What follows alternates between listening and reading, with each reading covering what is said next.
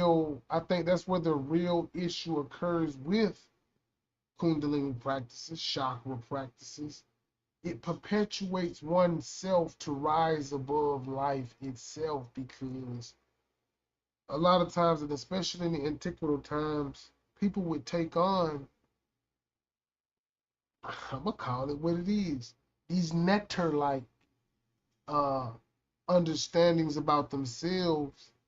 And I think even to this day, a lot of people and I'm not speaking for you specifically, uh, high priestess, if you're one of the people that practices this and you're within that system. It's not at you. It's just speaking from a person that has viewed these things and looked at these things. I just have a different approach at life and how I live, but nonetheless, this is a conversation, and it can go there, but just know it's not at you. And we're gonna definitely try to keep it as civil as possible and always respectful. So know that first. But I'm gonna dive in a little bit. And also, I So, just want to say you are my brother. I consider you my brother. And I know that it's nothing personal. This is about educating ourselves and others and also learning. So yeah, go ahead, bro. absolutely. I'm glad we're on the same page. So again, when we get into the ability to reach the top chakra and the crown is on your head, who wears crowns? I'd ask. It's just a back and forth we can do. King wears a crown, right? Absolutely. So what do they call that when you a coup, right? When you become a king of yourself, that's a coup. This is where Ti gets his clothing brand from. If y'all didn't know that, that's a fun fact for the show. Ti gets his brand a coup from the idea of the chakra system and being crowned, having reached the top of you and become a master. That's why he speaks the way he do. I think he practiced chakra, but I ain't gonna put that out there. I don't know for sure, but that's where he get his clothing line from. King of oneself. And it's a coup in the African culture that it comes from. But that's what it does. It allows you to feel a certain way and go to a certain level in how you feel about you to the point where you feel others should be like that. And I don't see nothing wrong with it to a degree, but I will say it's very troubling in the sense that when we look at the physical aspects and how these practices can be very harmful, um, especially according to the scholars in the scientists, that this can be very harmful if not practicing with a professional. So it's kind of weird. You got to have a professional Kundalini opener, chakra riser upper to kind of get you to kind of That's get funny. to But get you you. but when you think about it and when you simplify it like I did, like thinking about the colors of the foods that go Hmm. with the certain, then you're just it's just feeding your organs. And if you when you're at your most healthiest feel like a king or a queen of the most high, one of his children, then wonderful, you should. But I think that we should always remember that one of the most important things, at least in my opinion, of being the Most High's child is always remaining humble. No one should be below you. That's my opinion. Nobody should be below you. And I don't think the way that I think now, feeling after I've gone through this whole experience that I've done on myself, the work that I put into myself, now I feel the most humble that I've ever felt. I can't even say a few years ago I was this Hmm. person where I was this humble. I think the most important thing is to recognize everyone as your brother or your sister and notice that you don't know what they're going through. You may meet them out at the supermarket and they may have the worst attitude, but you don't know if that person just lost their husband. You don't know if that person just lost their parent. You don't know if that person just got evicted. Never ever. When I see a homeless person, and I told you guys this story a few years ago and people laughed at me. But when I saw a homeless person a few years ago and I was going through a fast food line and I bought him a meal and he said, "I'm sorry, ma'am. I don't want this." And I said, "Why? Your sign says you're hungry." And he said, "Yes, ma'am, but this is making me," I mean, he was having the runs. He was saying, "This is making my stomach so upset. I can't even eat this stuff anymore." He said, "I just wish I had some real food." And I said, "Will you stay here for a few minutes? Can you give me 15 minutes?" And he said, "Yeah." And so I went across the street where there was a grocery store and I bought him a sub sandwich from the deli and then a bunch of non-perishable like snack crackers and stuff like that. And then and a few fruits, but I tried to make sure that everything I had brought him he could travel with. That's And powerful. he cried and Right. he smelled, but he grabbed me so hard and tight and he hugged me so hard and he said, "Thank you so much." I don't know when the last time is that man had an actual meal, but he Right. wasn't. I understood. I've been homeless before Right. Right. in my teen years, and I know what that feels like for myself to not have anybody to ask. People don't understand why I'm so hyper independent, and it's not Mm-hmm. because I think less of people. It's because it's very hard for me to ever ask for help. It's not that I don't want to ask for help, it's that for most of my life I couldn't ask for help. Right. I grew up in a household where a lot of times I opened the cabinet and I saw 3 cans, and I know what that feels like. And so I know what it feels like to be poor.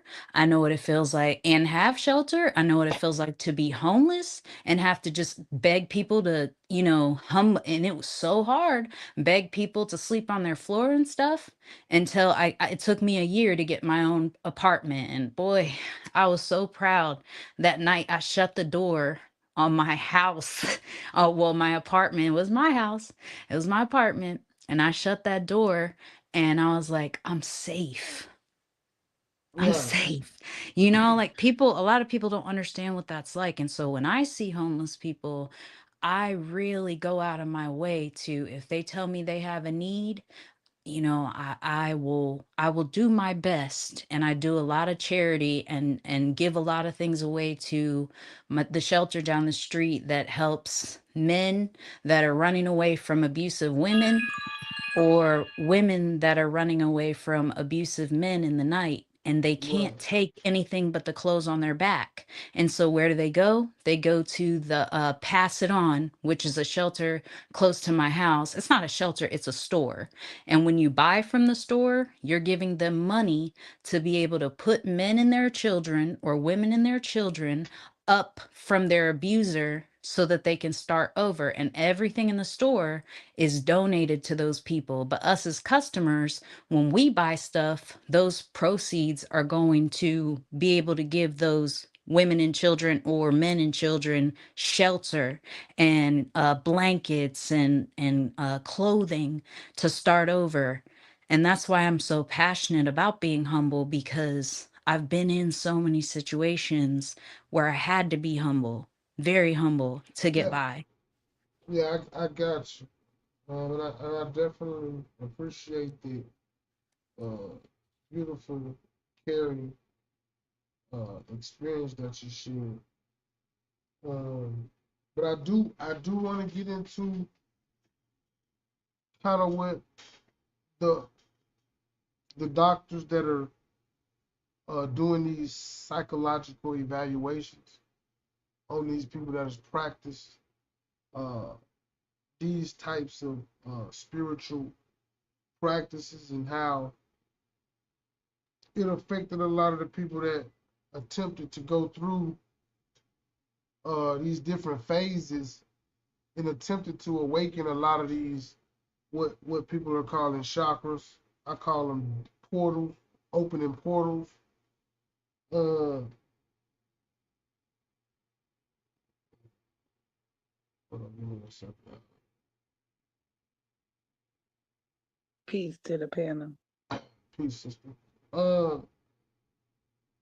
what a lot of these people start to experience um when doing these type of things, um, especially if you're a newcomer to it, these things are even more likely to happen very quickly.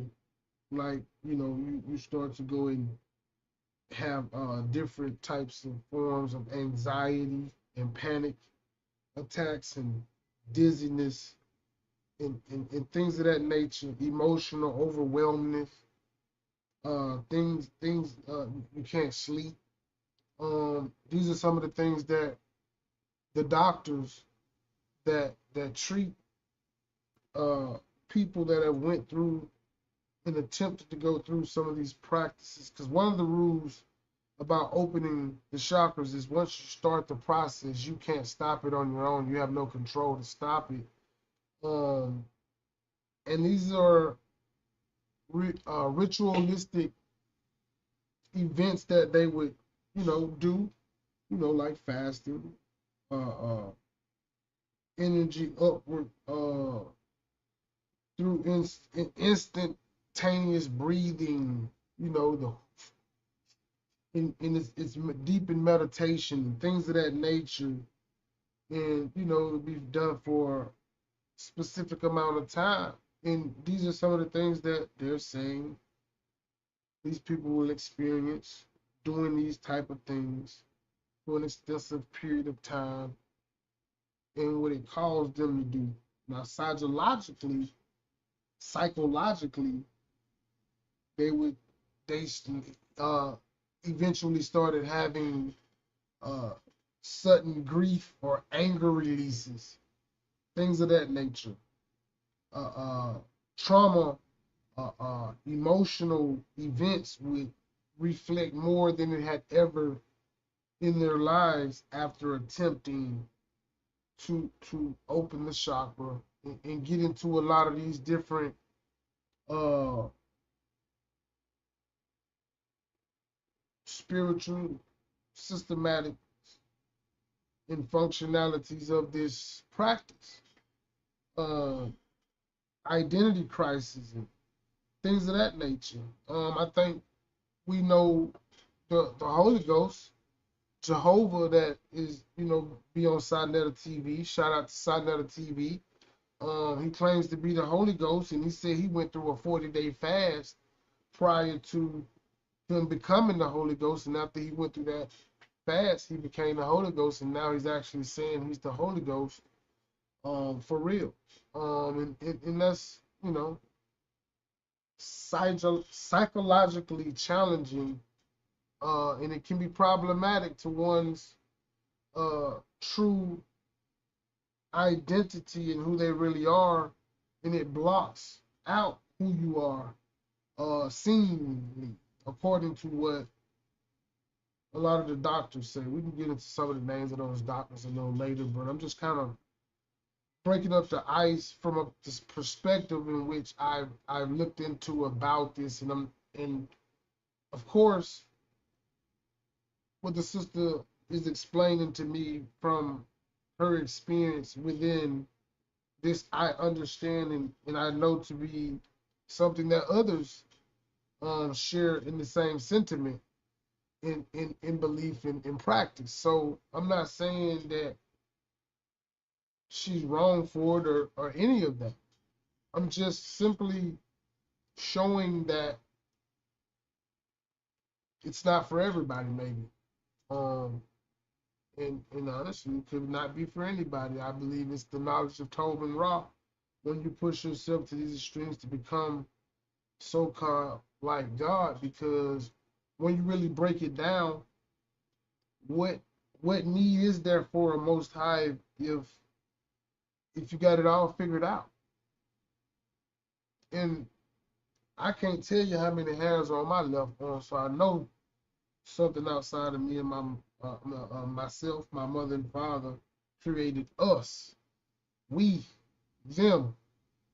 So I say that to say we can see the spiritual bypassing. This occurs when people try to advance higher chakras. You see what I'm saying? The elementals, love, institution, meaning you are an institution for somebody in the sense of I have your needs. I'm like God to you.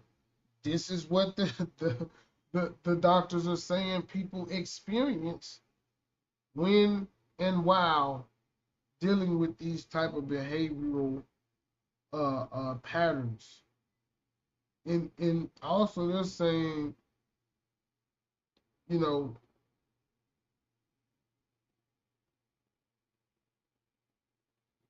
it's saying that it starts to control you, and you can't control it. I'll give the floor up for a minute.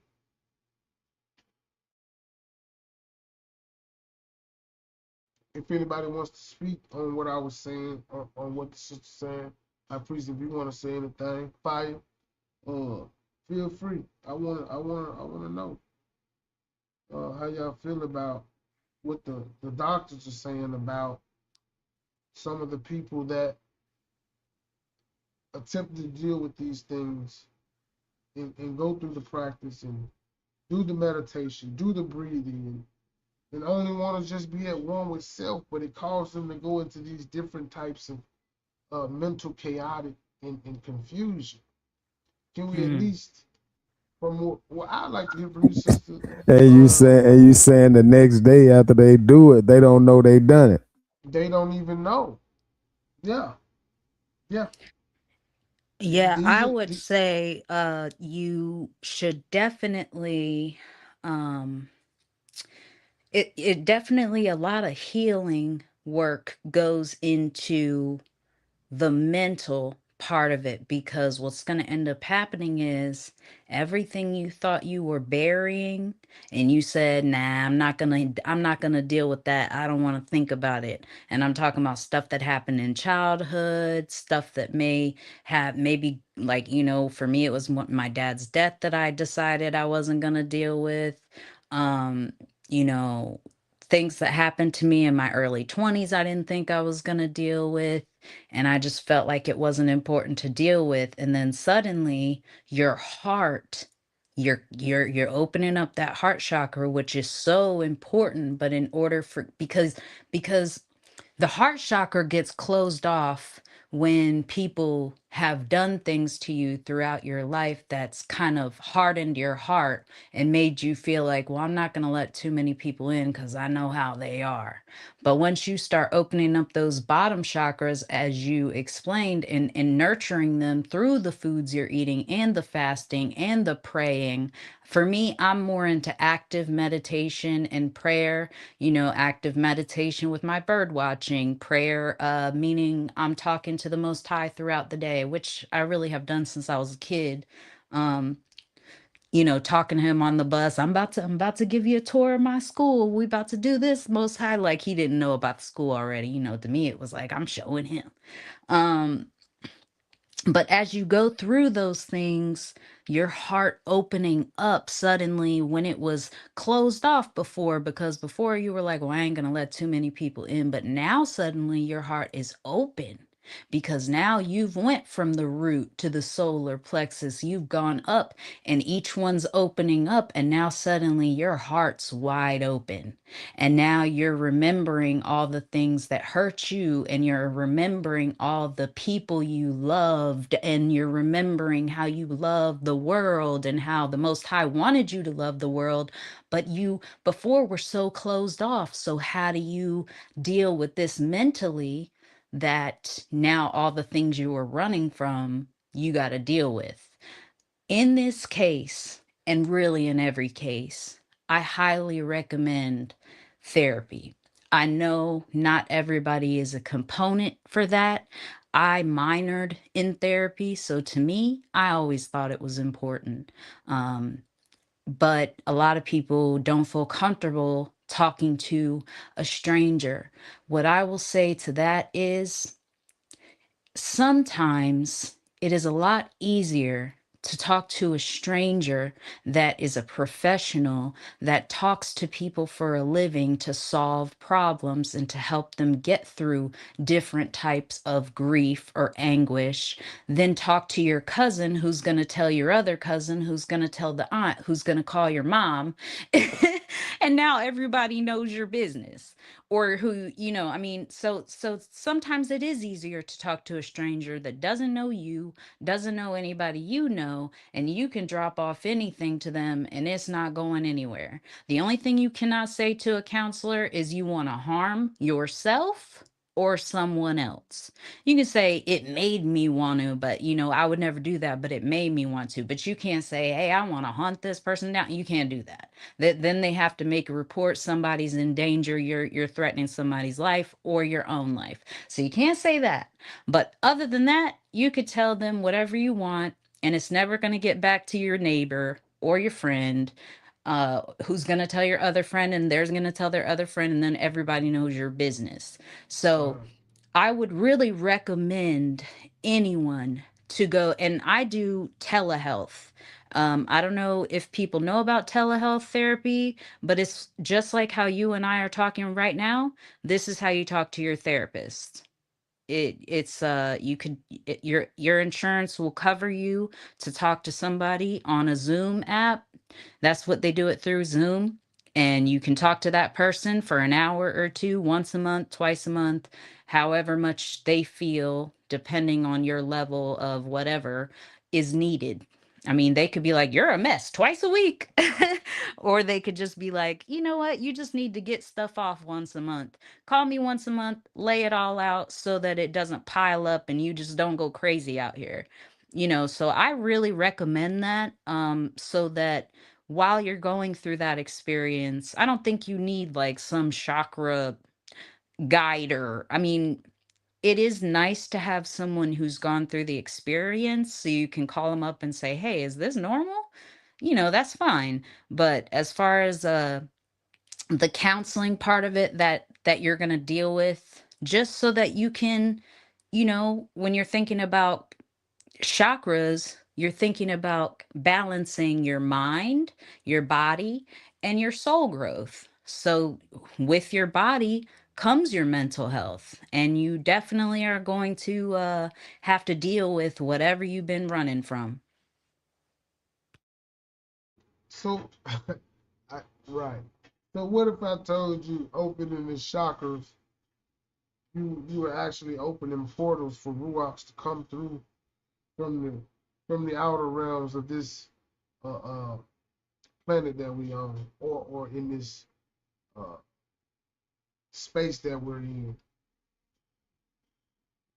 I would say that your chakras are all assisted and protected by different angels that are assigned to you at birth. You have angels that are assigned to you at birth, and you have ancestors that are assigned to you at birth. They switch out depending on what you're going through at that moment in your life. Each chakra has a different angel. And what ends up happening is when you are really imbalanced and out of control, you can invite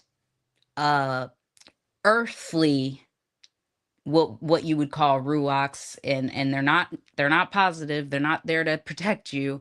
They would be more like temptation. It could be temptation for food. It could be temptation for sex. It could be temptation for whatever you're imbalanced in. It could be temptation with gambling, or doing people wrong because you want money instead of treating people right. These are what you're talking about as the ruachs you're inviting in because you're imbalanced. And we all face that every single day. Um, I have a we're question. uh-huh. with balance. Uh, the reason I agree with Pitbull, because a lot of these things that I hear are saying that it's not in human nature to do. So can you explain to me how one would be able to measure balance in their life and determine that they are balanced? We got Sunwater and Humble Mystic that wants to come up. Fire. Um, Sunwater's texting. She said, "Back door, fire, back door." Fire, you there?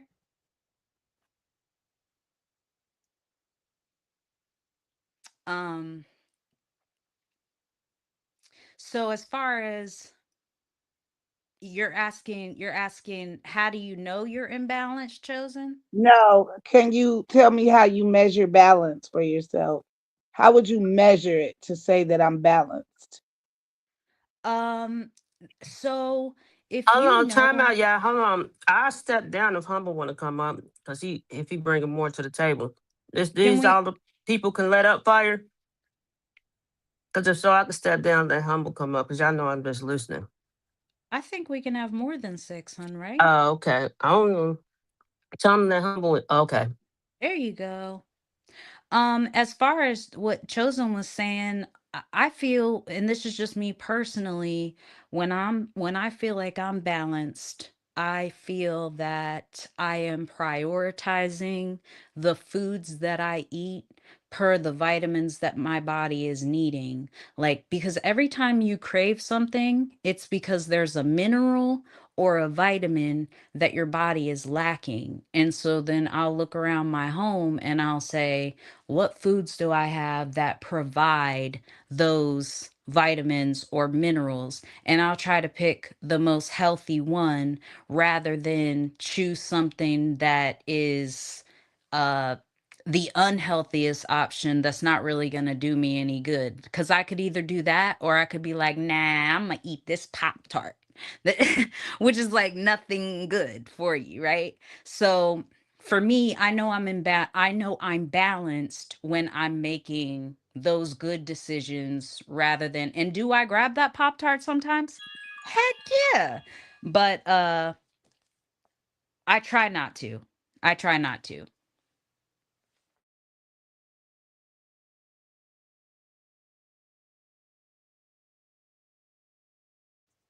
Welcome, Humble. Peace and blessings to the panel. Peace and blessings. What's up? What's up, y'all? I don't know if you heard the What's up, question. Pete?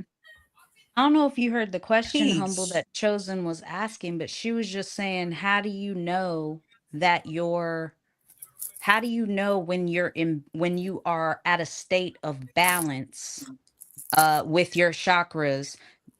Because Pitbull was saying, he feels like there can be a danger to it because some people say they're kind of going crazy. They're having all these delusions and all this kind of stuff. To that point, I said I feel that it is good to be maybe in counseling while you're going through it. Not that you need some grand person that's telling you what to do every step of the way, but just a counselor you can go to even talk to once a month. We got Zoom counseling now. Why Yeah, not? yeah, You know. yeah. I would But agree. I would agree most definitely. So this kind of work take a certain type of knowledge, right? And apparently, certain things become trends. So, chakras at one time became a trend and people just dove into it. Oh, chakras are cool, and but that had no idea what they were doing. Chakras are a natural state, is a natural thing, right? Chakras are energy centers that flow throughout the body, whether a person believe in them or not. Right? Just because a person don't believe in them, don't mean they go anywhere. They still there. They're called nodal points. And so one way you can tell if you're in alignment or out of alignment is physically if you feel constrained. Right? There's times where when you get up out of bed, if you don't stretch, you feel compressed, right? Um, there's times just in general, right? Your joints get sore, and that means you haven't been working your body out, right? Your body is not in tip top shape. right? When things in your life are not going as planned, right? When you're losing track of time and you can't keep up with the events in your life and things in your life are getting chaotic, that's a sign of imbalancement, right? When your thoughts are not structured, when you can't even think cohersely, and you can't even frame proper thought patterns to even plan for the future, you're not balanced. So these things that all humans go through when they're in a disharmonic state are things that we can actually pay attention to tell if we're in a disharmonic state or a harmonic state, right? If we're in a harmonic state in the morning, life flow easy. You wake up, you brush your teeth, you might take a shower, you might drink your coffee, you do what you do, and the rest of the day is just the rest of the day. If you wake up in a disharmonic state, you might stub your toe, you might cuss the cat out, you might, have a rough day, ripping and running. So it all depends on where are you energetically focused at this moment in space and time. Now, I definitely gotta give pushback on that, because as a melanated man in America, I gotta use this card, and it's not a card that I shuffle lightly. But I'm gonna just say it's to prove my point, because I came out of my mother's womb. What are you words you use? Disharmonically imbalanced. And everything that I've achieved over my lifespan, I've never had to use a chakra. I never thought about a chakra. I've never You're using them right now. Wait, listen to what I'm saying. Listen to what I'm saying. You said I'm using my chakra right now. Nah, I'm not using a chakra. Bro, you got a throat chakra. You're using your voice box right now. But, what is your voice box? Your voice box is an organ that controls the vocalization of your voice. That's your throat chakra. That has nothing to do with me trying to awaken my throat chakra. That's why I said earlier that this is a natural process. Let me. Now, when you spoke, I did not interrupt, brother. I didn't interrupt anybody. Right, you're right. So I like to just speak.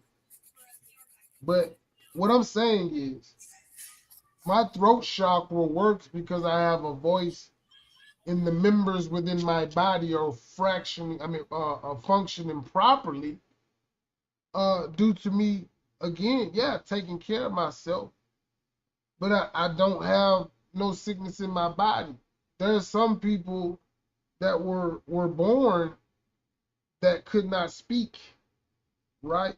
So are you saying that they was born without one of their chakras?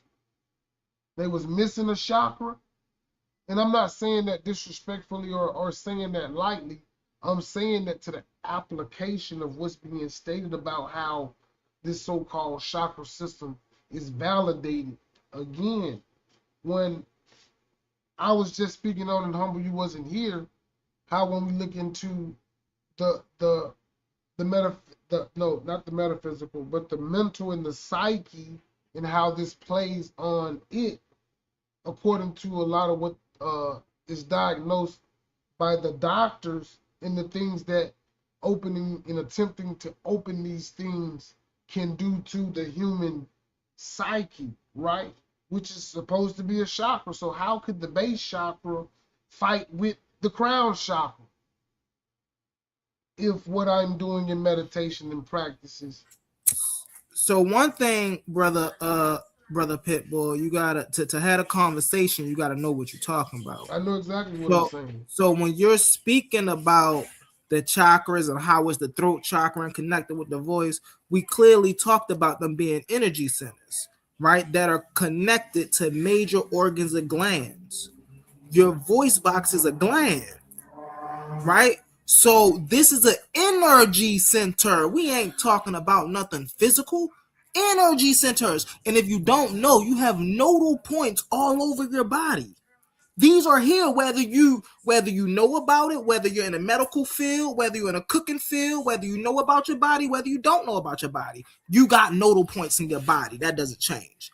And so once you learn about these nodal bodies, right, which brother Pitbull was talking about, the crown chakra, one of them is attached to intellect, right? When you work through them, it's all natural. It's how you function throughout your throughout your life. This is not something you go dip off to and then you gather superpowers and you come back like, look, I can do. No, this is how you structure your life. It's the difference between having a sustainable life and a chaotic life. So where you would have to again explain why is this practice pushing people in a mental dispensation. The practice doesn't push the people. The people who don't know what they're doing is doing that. That's not the practice. Wow. So you're gonna blame the So people, not the practice itself? So when a person read the Bible wrong and don't get the good understanding, you don't blame the Bible for being wrong. You say the person don't have the understanding of the Bible. Am I wrong? Right, but this is okay. to Well, read the person is hold on, looking at a wait, practice and copying what they see off the practice. Wait a minute. The practice isn't wrong. Wait a minute. Person That's crazy. Performing the practice is wrong. That's crazy. A practice versus reading something wrong. You have the ability. Stop. Wait. Let me finish. You have the ability to go back and reread to learn the proper way. But it is stated within this system of chakra awakening, once you start that awakening, you cannot stop that on your own. Well, the only time I've ever heard of the way that you're putting it, which is something that I've never done, and you guys know me, I have said this for years. I don't believe it. I gotta go, y'all. I'll be back. Okay. That I don't agree with it is because chakras are just natural. Either you work out or you eat right or you don't. That's taking care of your body, it's way more than just working out. You gotta you have to get in a dark place, close your eyes. Who said this? This is the practice of Kundalini chakra and Kundalini it awakening. Isn't though. It isn't too. Though. According to the practice in the East, where this originated from, the Hindus. Well, maybe. This is the original affirmation of where this practice started, which is with the Hindu pantheon, and this is how they practiced. It wasn't simply eating some food and going on about your business, because and I do think that you're talking about like a fast track or something. Let me say what I'm saying though. It's not a fast track. This is the slow grind where you have to do this repetitiously, and this is what sends people into psychosis and things of that nature when trying to attempt these practices, these systems. You can go and look it up for yourself to see that this is actually what it's saying, and this is why I call them portals, because it opens you up to all of the different areas in which we can clearly see they are holding strongholds on the people that are within these practices. By number one, you can't stop when you're going. It's just like being on a ride at the fair, and they tell you you gotta ride it out, cuz. Hey, then you can do hands off. That's a problem. That is a problem. If I wanted to stop following Yah right now, I couldn't, because he got his hands on me. But if I was wicked,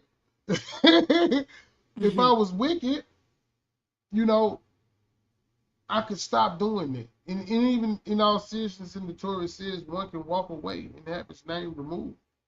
So again, choice, for maybe not will, but choice, definitely. I don't have free will, but I feel like I had the choice to choose Yah or choose death. In the Kundalini awakening process, according to the doctrine of discovery for it and where it formulated, not what it has transcended into today. And people think that they can take ancient cultures and transform them, and not you specifically, I'm just speaking in general, or not anyone, but the people that are doing it. Take these things and morphosize them into something and expect not to get the same result, thinking that what they're doing and what they pushed it and perpetuated it for is only beneficial in that standard, when you don't get to take you don't get to take bits and pieces of things like this, because the whole reason for it being put together and structured the way that it is because once you start, you can't stop, and you're in it, so you're stuck. And this is what most people fail to realize until, you know, it hits home and it shows within their own confines and constraints of their lives that these things are actually true, and they actually hit that wall, so to speak. That's theatrical. They hit that wall mentally sometimes, even most of the time, from what the consensus say. Uh, they don't come out, and they stay in a dark place, even most of the time darker than what they started at. So that's why I got an issue. And a lot of people would probably argue, oh, you're only looking at this from one side. No, I do get the benefits. I do understand why people feel that they're good because they practice it, because it's a way to say, I practice this and it makes me feel better. And that's not coming from me. That's coming from the consensus and what the doctors are saying about these type of practices. And again, I'm not saying that some people can't practice these things and still keep their sanity, but the reach in which uh, they once had is there no more, because it's going to be a guiltless life that they live, in the sense of everything that they do is going to be gratifying when life is not about gratification. And I think everybody would agree with that. I'm gonna go on mute. Well, it's you don't do it for gratification. You do it for feeling in gratitude for being alive every day, being thankful, finding something to be thankful for every day. When I first got started with my gratitude journal, I remember sitting there a couple years ago writing, and I was like, all right, do you know what are you grateful for? What are you grateful for? Uh, uh, uh, mm, all right, I'm grateful for this air conditioning. It was summertime. I'm grateful for this air conditioning. I'm grateful for a roof over my head. I'm grateful for Jackson, my dog. And I didn't get very far. And now when I do it, I can make a huge list. Actually, I don't know how to stop naming the things that I'm grateful for. So for me, going on this journey personally, um, of taking care of myself, body, mind, and soul, my spiritual health, my physical health, um, and my mental health has been one of the best journeys that I've ever been on. And it has just been a process of making me feel grateful for every little thing that I have, that I receive, and that I pray the Most High helps me receive in the future.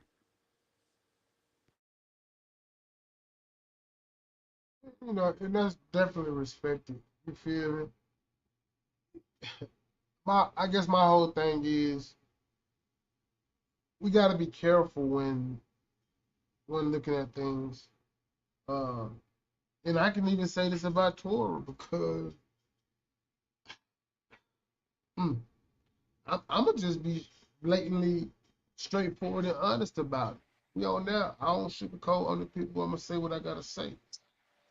A lot of people are gonna be let down, um, thinking that they're following the all of Yasharal and are not. A lot of people are gonna be pretty sad. And I say if on this just for conversational purposes only. If if the Torah is the way it said it is, it's gonna move how it says it's gonna move. And like I said, I only say this for content only. I stand on it firmly. Debate me. Um, a lot of people are gonna be sad because they're not seeking the face of the creator of the Torah and standing on where he said stand. A lot of us are taking man's dissertation of these things and making them our own religious facets. And that it's going to be very problematic in the end. And I say this as a truth seeker, and I say this in sincerity and in truth. I don't say this in gloating. I don't say this in basking. I don't say this in boasting against the branches. I say that to say that you gotta wake up, people. We gotta understand that it ain't what it said to be. And I ain't gonna lie, I gotta give a shout out to the brother Cosmic Sankofa for a great breakdown he put down over there on side down last night regarding these church fathers and things of that nature. And these people are not our people. And you gotta come and show me where they are. Identified by the pedigree of the house of their father. Let me know. Fire, can I ask you a question, brother?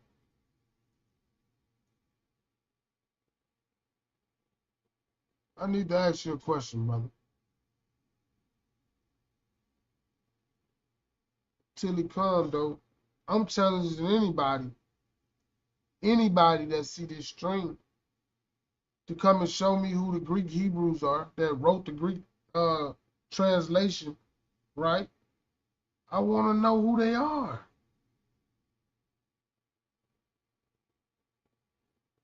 I'm trying to find them. You know? You putting out the APB on them. Right. I gotta know this. I gotta figure out who this is. You feel me? Who these Greek Hebrews are that wrote the Greek Septuagint, wrote these different Greek manuscripts, first century writings and things of that nature, that got us all the way translated to the Latin today, calling on Isus and them. I really want to know that. But this is all a part of the psyche game. The psyche game. Because it ain't nowhere in the text. But back to though how Kundalini. Let's talk about that. What you know about the Kundalini?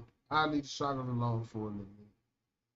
Because that Kundalini a little something different too, and it ties into more what we're talking about when we get into Christianity and things of that nature. The serpent, the spine, and how they re-alpha-mated this in the Greek and brought in these different Greek deities like the seven-headed serpent. You know what I'm saying? Anybody know what I'm talking about? The seven-headed serpent? Seraphim like, but more in stature. Where this figure, came through these different provinces, and that's where a lot of the problems are, because you got a lot of people that are so-called Hebrew Israelites that are calling on these deities for sure. And we can get a breakdown going. Matter of fact, we will get a breakdown going on these different. Yeah, I would like to hear about that. With these different gods that are given to you from the Greek era, all the way up and going into the Greco-Roman era, where they metamorphed a lot of the information and gave you different renditions of the Gospels and all these things, and how these things were even put together and where they come from, which would be the Greek. The Greek started the different renditions of information and how the Hebrew text was utilized, right, outside of its own intent. And the people that did these things did not belong to that stock in which the Hebraic text was given. So we got some major problems. I think we gotta really filter through the development of Christianity as we know it today. A lot of people lay down on it, and they'll just move it to the side and actually call the people that are, I'm gonna say it for what it is, bewitched by the religion. Just call them crazy because they definitely are within a religion in that sense. So they follow that religion. I, I, I fault them for it because they ain't doing enough work, but I leave the rest of it for them to figure out. But as one that call themselves aware and call themselves leaders of the way, followers of the way, all these different attributes that these camps place on themselves, they still lift up Yahweh Shah in Christ and all these different Greek gods in Latin deities. A lot of the theatrics that came during the Greco-Roman era, they run and stand with that New Testament KJV version, NIV. There's 1,000 different renditions of your New Test of men is really what it is. And I'd like to make a real statement out there to all of the people that support these things. If the Creator in the Old Testament used Satan to tempt Jesus, why don't you think he wouldn't use Jesus to tempt you? It's just a question that I'd like to ask everybody. It's been asked before on other platforms by the Ring of Fire. So I'm putting it out here on this broadcast for anybody to come and answer that question. And I know some of these Hebrews like, oh, we don't answer Mary's father's questions. They're gonna hit me with that one, but we know for a fact that it's possible because Jesus said he became a curse for you. He became a curse for you. So what does that mean? What does that mean? Now, all these things go into, again, what we were talking about, which is that serpent rising up in you through the kundalini, the bottom dying up by your rump, you know. That's where they say that kundalini sit at, and it rises up in you, and it creates this oil that Queen was talking about that run down your spine, you know, and it goes up your spine in this kundalini rising, and it goes over into your pineal gland, you know. Yeah, in that rebirths you. You've been baptized, right? Now you follow anything that the Baphomet and Baal and all of these bees, all of these B words push out to the world to this day. You know what I'm saying? So this is a poison mindset, that Kundalini rising, that serpent rising in you, pouring that poison over into your pineal with that fluid rising as well, going up your spine. That's what that represents. Is a corrupted mind. This is the serpent mind, you know, and people don't really view it as that, because what it does for them in return is self-deifying. You begin again to see yourself as what I would call, and what the actual system itself would call, a coup or a god. You self-made. You like a made man. You're a mob boss to yourself. You made yourself. What I need with a creator for, what I need Yahuwah for. I done raise up to my highest level in my chakra. And that's what it perpetuates you to facilitate in your thinking, in your behavior. Then you begin to say, I am God, and nature is what I worship. Because you in that serpent brain. You out in nature. That's what the serpents mean. People that got snakes have always been a little odd to me. I'm just gonna be honest. But that is the demographics of what that looks like in practice.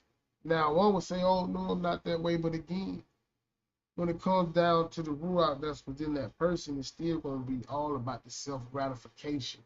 No one can deny that truth. I don't care how you say it or feel. Oh, you can get on TV and say I gave 150,000 homes away to the homeless. Guess what? It was for self gratification. It was for you to feel better about you. These are the facts.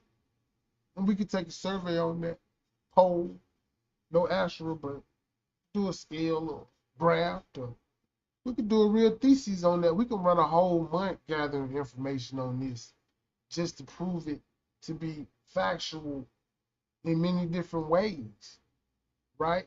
And we see this in the land they call the melting pot.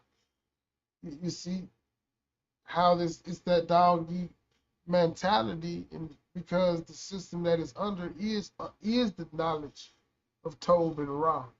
Like that's the underside of the playbook. When they utilize your information against you, they flip back over to their laws dictionary, and they playing it's all they coincide with the switch of rules when it comes down to how they control the population. We're gonna get off of that. I'm not gonna go too deep, but if you know, you know. We can clearly see that some of the things that go on ain't right. That's all I'm saying. But when it comes down to a person that is willing to get behind that shield or that badge, we can start to see how that go as well. So all these things play hand in hand. I mean, I challenge anybody to show me differently. Uh, for real. Can I get in here, bro? Absolutely, absolutely. So, when you learn about a balanced chakra system, you learn about how you are imbalanced if you're working from a mind of ego and arrogance and pridefulness. The whole point of becoming balanced with the Most High is in balancing your chakra systems is so that you become your most humble self to understand yourself and everyone around you. That is when you know you have a balanced chakra system. When you don't think that you're above anyone, when you feel one with all your brothers and sisters on the earth, you can understand their pain. You could put yourself in their shoes. You can accept your flaws, admit your flaws. You can apologize when you need to, and accept apologies when they are given, because you know that just because you haven't done the wrong that someone may have done to you, you can at least be able to put yourself in their shoes and in their suffering to understand that they are just a child of the Most High trying to become a better self. Chakra balance to me means losing that arrogance that says I'm better, and losing that ego that allows you to say, forget them, it's all about me. So when I hear you saying, people that are more focused on arrogance and capitalism and, uh, so to speak, the crab like mentality of pulling down your brother to get ahead, this would be somebody that on the chakra system you learn is imbalanced in their chakras, because when you're balanced in your chakras, you're your most humble self. You're your most Tell me guided by the again Most how High, you because you can quiet your mind when you need to can you pray tell me and again to how you wait balance, for your how you would answer back measure. for the Most High. Um, Even if it's something as simple as like, Most High, I'm praying to get this job, but I need you to know if this is the direction I need to go in. Most High, I do want to be married. I met this person, but I need you to give me the answer. Is this the right person for me? Is this the direction I'm supposed to be going? Or are you calling me for other things, or for a different type of partner that matches my Ruach? Um, so to me, what you're speaking of is somebody who has an imbalanced chakra system, because all balanced Can chakra you system means explain is to that you're me aligned. how you You're balance aligned with your your purpose. chakra? You're aligned with your destiny that the High Most High priestess, made for you. And can you hear so, me? with what you're speaking, I think of Can someone y'all who hear is me? unaligned because they're trying to squash the little guy. They're trying to stomp on someone to get ahead, or, do things that are based off of arrogance and ego. And if you look at what makes each chakra balanced or unbalanced, it is an imbalanced chakra that works off of arrogance and ego. Because when you're balanced, you are understanding or trying to come to Can an you hear me? understanding, and that's what, that is What you being in happened? your most humble self, trying to understand yourself and others and love yourself and others. And when I say love myself, I mean making those better decisions to I don't feel like working out today, but I'm going to because I know it's the best thing for my body. I don't Can feel y'all like hear eating me? right today, but I'm going to because I know it's the best thing for my body. I don't feel like going High to work today, priestess, but I'm going to because Pitbull, I know I got to get these bills paid. That is can you y'all being hear your me? most humble self, because if you just did what you wanted to do, you would have an imbalanced life. It's kind of like what Humble said when he said, you get up, you do the things that you need to do, or you don't. And when you don't, your life is chaotic because you didn't handle business. So, I mean, that's just, my point of view of that.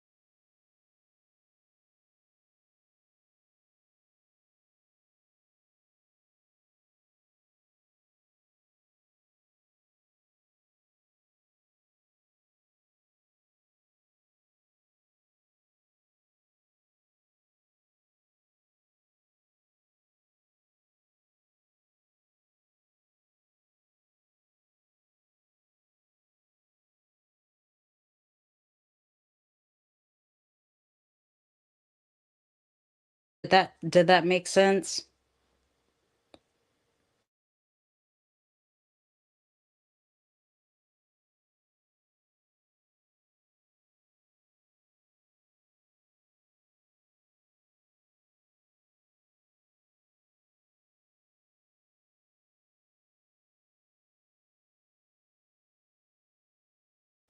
Welcome back, Humble. Okay, okay. See, I'm on my phone now, and I'm trying. This is my first time being on YouTube with my phone. So I'm like, I gotta see how this works.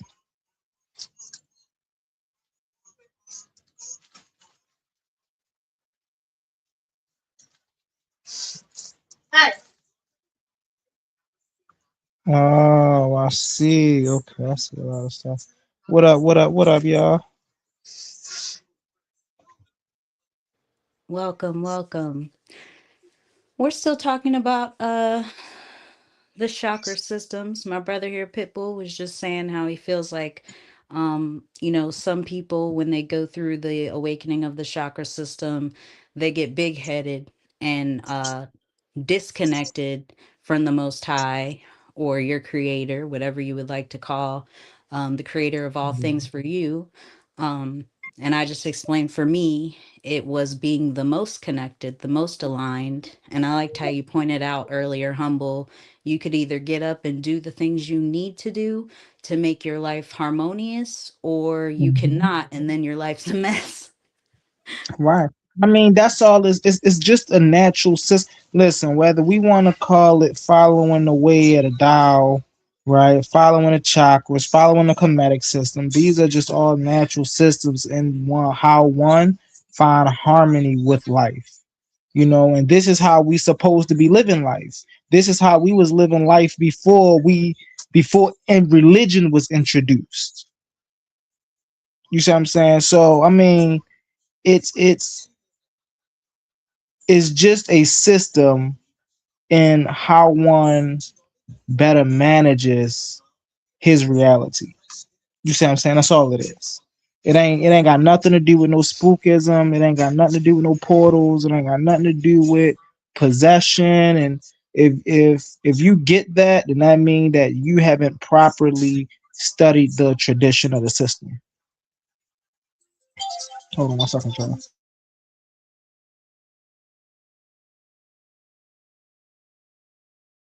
And if that's the case, we might as well stop breathing, right? Because we know that the Mahdi, right, which is a breathing technique, right, to help you gather full capacity so you can be at full wakefulness at all times, full awareness at all times, right? But how often do some people going around knowing that, yo, there's a proper way to breathe? But if somebody don't understand that, they'll think, oh, they invoking some stuff and they messing with demons. And no, man, this is natural. We all breathe. But there's some of us that's always congested. There's some of us that can never breathe through their nose. There's some of us that can only breathe through their left nostril and never their right nostril. That's because they don't practice when they're breathing. All of this is a practice. The way you walk is a practice. The way you talk is a practice. The way you breathe is a practice. The way you live your very life is a practice. And so if one doesn't understand that, or if one isn't interested in understanding that, then when they come across these things, they're automatically going to place it in a box outside of its worldview, because if they're coming from a religious worldview, that's what their worldview told them to do. Anything that does not follow what you think, what you do, and who you worship, that thing is of the devil. So anytime it could be the best thing in the world, right? Again, I was just bringing up the Mahdi, the breathing technique, the healthiest thing for the body. But because it doesn't follow in the realm of an Abrahamic religion, then we have to classify it as demonology. You see what I'm saying? So this is just how we have to categorize those things. But you know what we do is, when we look in the Bible, though, we see a lot of the Bible figures. We see them practicing spirituality. We see them meditating. Hello? Can y'all hear me? Bro, you talking Yeah. about? Can y'all hear me? Yes, ma'am. We can hear you. Oh, okay.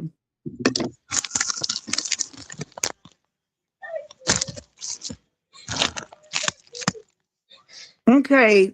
My phone ain't got disconnected. But I wanted to go back on I was asking High Priestess, can you, and Humble as well, can you kind of give me a measurement, explanation of how you would measure yourself as balanced, to say that you have balanced chakras? Because scientifically, there is no true way to show and prove that these chakras are so-called balanced. Can you tell me how you would measure balance within yourself? Yes, ma'am.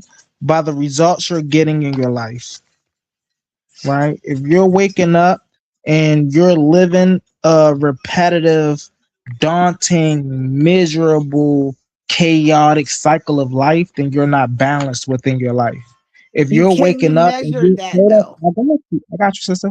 If you wake up and You are living the life that you always wanted. You're healthy.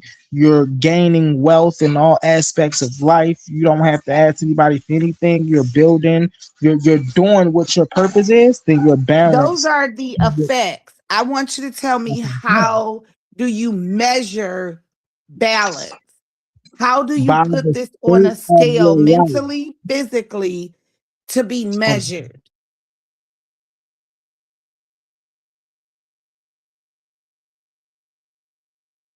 High Priestess, you there?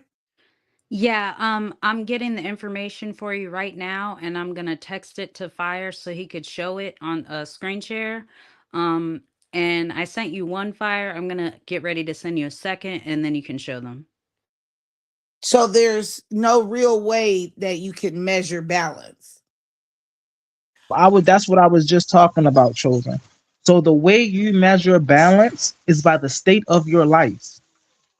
Where in that is a measurement? How do you put that state on a scale and balance it? How do you put So the we state know, of your life on a scale? I got you. So you know what benefits you and you know what does not benefit you.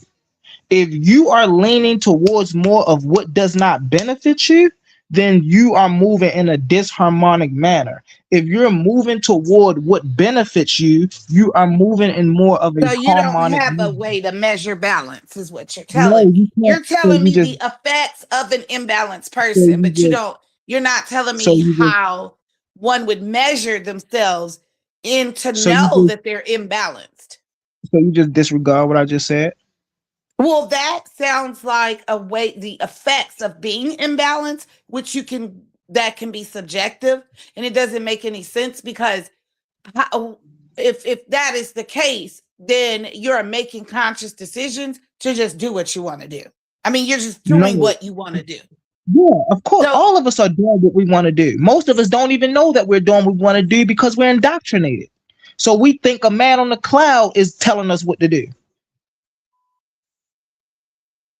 so you technically, physically cannot put balance of yourself on a scale unless you're trying to weigh yourself I'm as getting far as ready to I'm how getting ready many to show pounds you. that you weigh.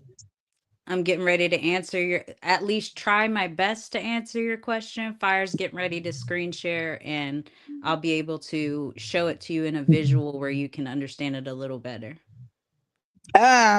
But I'm against in saying that there's no scientific way that you can measure balance within yourself. Well, I don't think balance is a measurement. it's about making good decisions for your life versus making bad decisions for your life. Like if you get up in the morning and you decide to eat uh maybe some yogurt and blueberries, or you decide to get up and eat Reese's cups. We know that one is going to put weight on you and not provide any nutrition, and the other is going to give you probiotics and prebiotics for your digestive Or what if you system, allergic to blueberries? and blueberries are going to heal your brain. So if you don't, or if you are allergic to blueberries, try strawberries or maybe apples, something else that will help your body. Your strawberries are going to lean more toward your heart chakra, your blueberries towards your brow or throat chakra. Um, but yeah, there's good decisions and bad decisions. You can go on 2 dates. You can meet one guy that talks about himself the whole time and doesn't care anything about your life, and he's kind of disrespectful and he's checking out women left and right. You can watch his eyes. And then you can go on a date with another one where a guy opens the door for you and he's very attentive, and he asks you a lot of questions about your life, just like you ask him. It's up to you to make good decisions or bad decisions for your life from the moment that you wake up to the time that you go to sleep. Whether it's even just going to sleep early enough that you know you'll be up for the next morning and you're not going to be exhausted. Every decision you make is either a good one or a bad one. And that's how you You know don't whether you're balanced. predetermine the outcome of life. So how would you balance out the actions of others when it's incorporated in your life? Okay, so here is the chakra imbalanced system. So No, we're no, gonna no, no, no. I want to know, how do you measure it? okay, I think you're When you measure water, can you at least listen? Can you listen before you ask no, another question? this is explaining to me what it looks like in you when you're Okay, and imbalanced. and and But I I have want your to know, how do you measure it when I you have get your to answer. I have your answer if you'll just be patient for me and at least let me get through this. So you about with to read your this whole thing? yes, ma'am. No, so because somebody who practices chakras, this is why I'm trying to prove to you that they don't exist. If Bro, they see, existed, you would already have this information So because this is you an are a so imbalance you're chakra hold on one practice. experiencing second. with your throat chakra. If I may, sister. So the sister is showing you something, so you won't just This keep thinking the things that she's saying. Hold on, chosen. You won't just keep thinking the things that she's saying is just coming out of nowhere. Now, I'm not She's thinking that it showing you. comes Hold out on of one second, nowhere, sister. but it's not Hold on, sister. answering me. How It do sounds I like you don't want to measure? know the answer because you just No, you're feeling like not giving me, talking. you're telling me the effects of being imbalanced, but you've not yet. This is an effects of being imbalanced.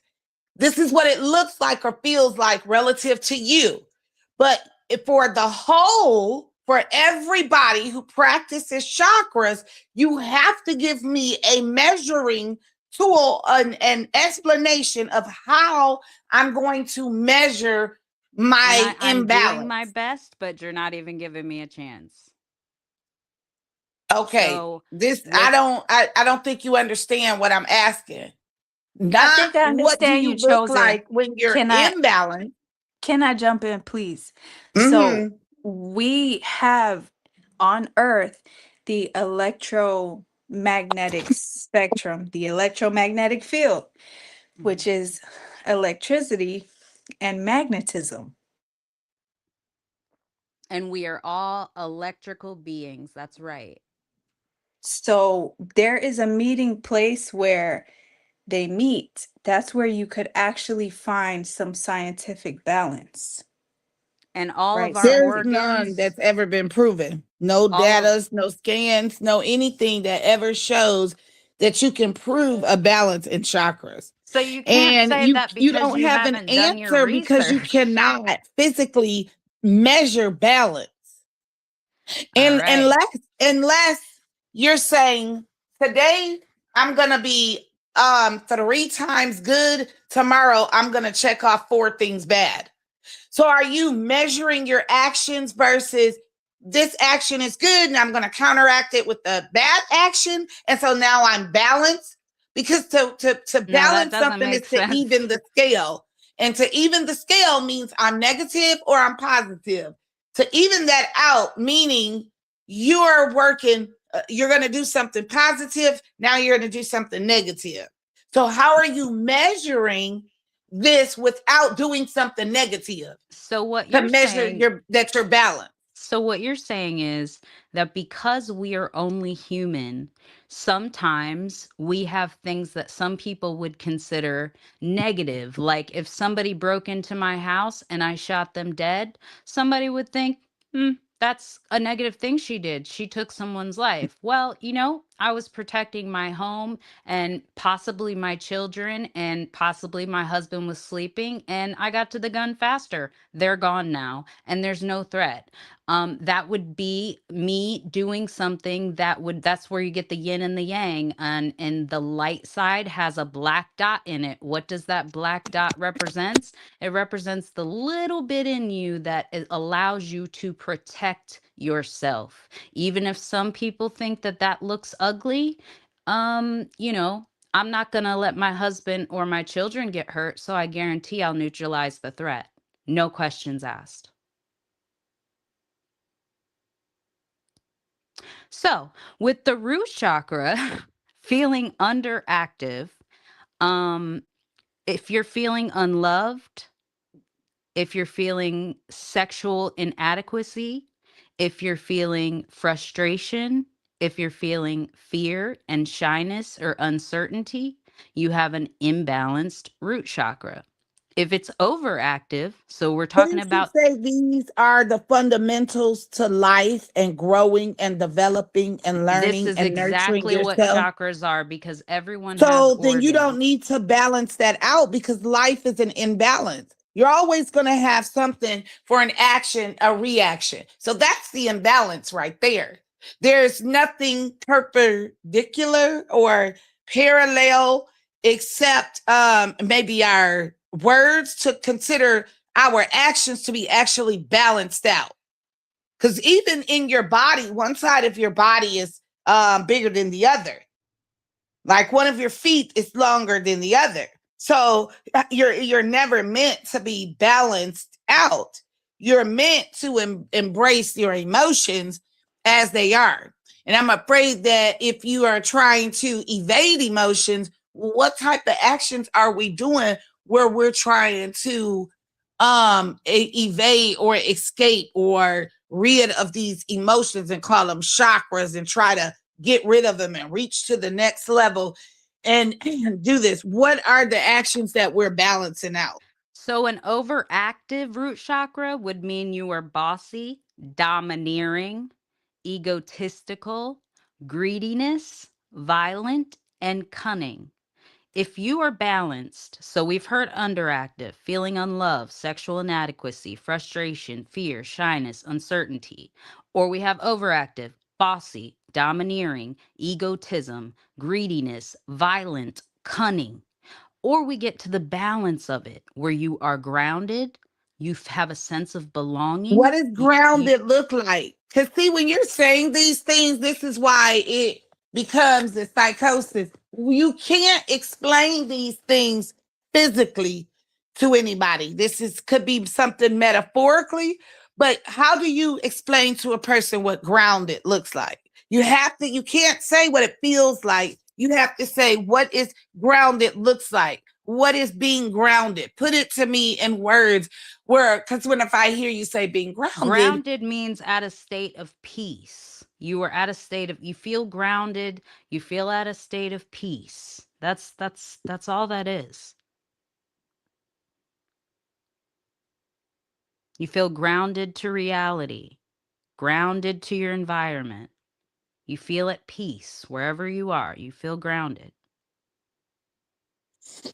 We also have belongingness. We also have trust. We have independence. We have alive and poised, meaning you don't feel dead inside. With your sacral, there's shyness. But what is feeling dead inside? These words, I need to know. What does it look like? Empty. When you say, so either you what feel does being whole. empty look like? How does someone empty when they have all their organs? So Even either you a feel homeless whole, person is never empty.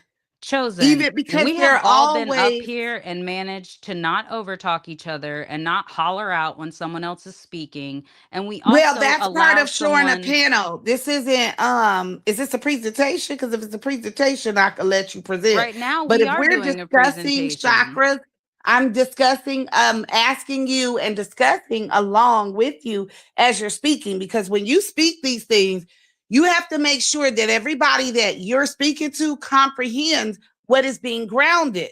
So it goes in deaf ears if someone doesn't understand or know what is it to be grounded. So I don't for know anything grounded, about chakras, and you're telling me if you're grounded, what does that look like?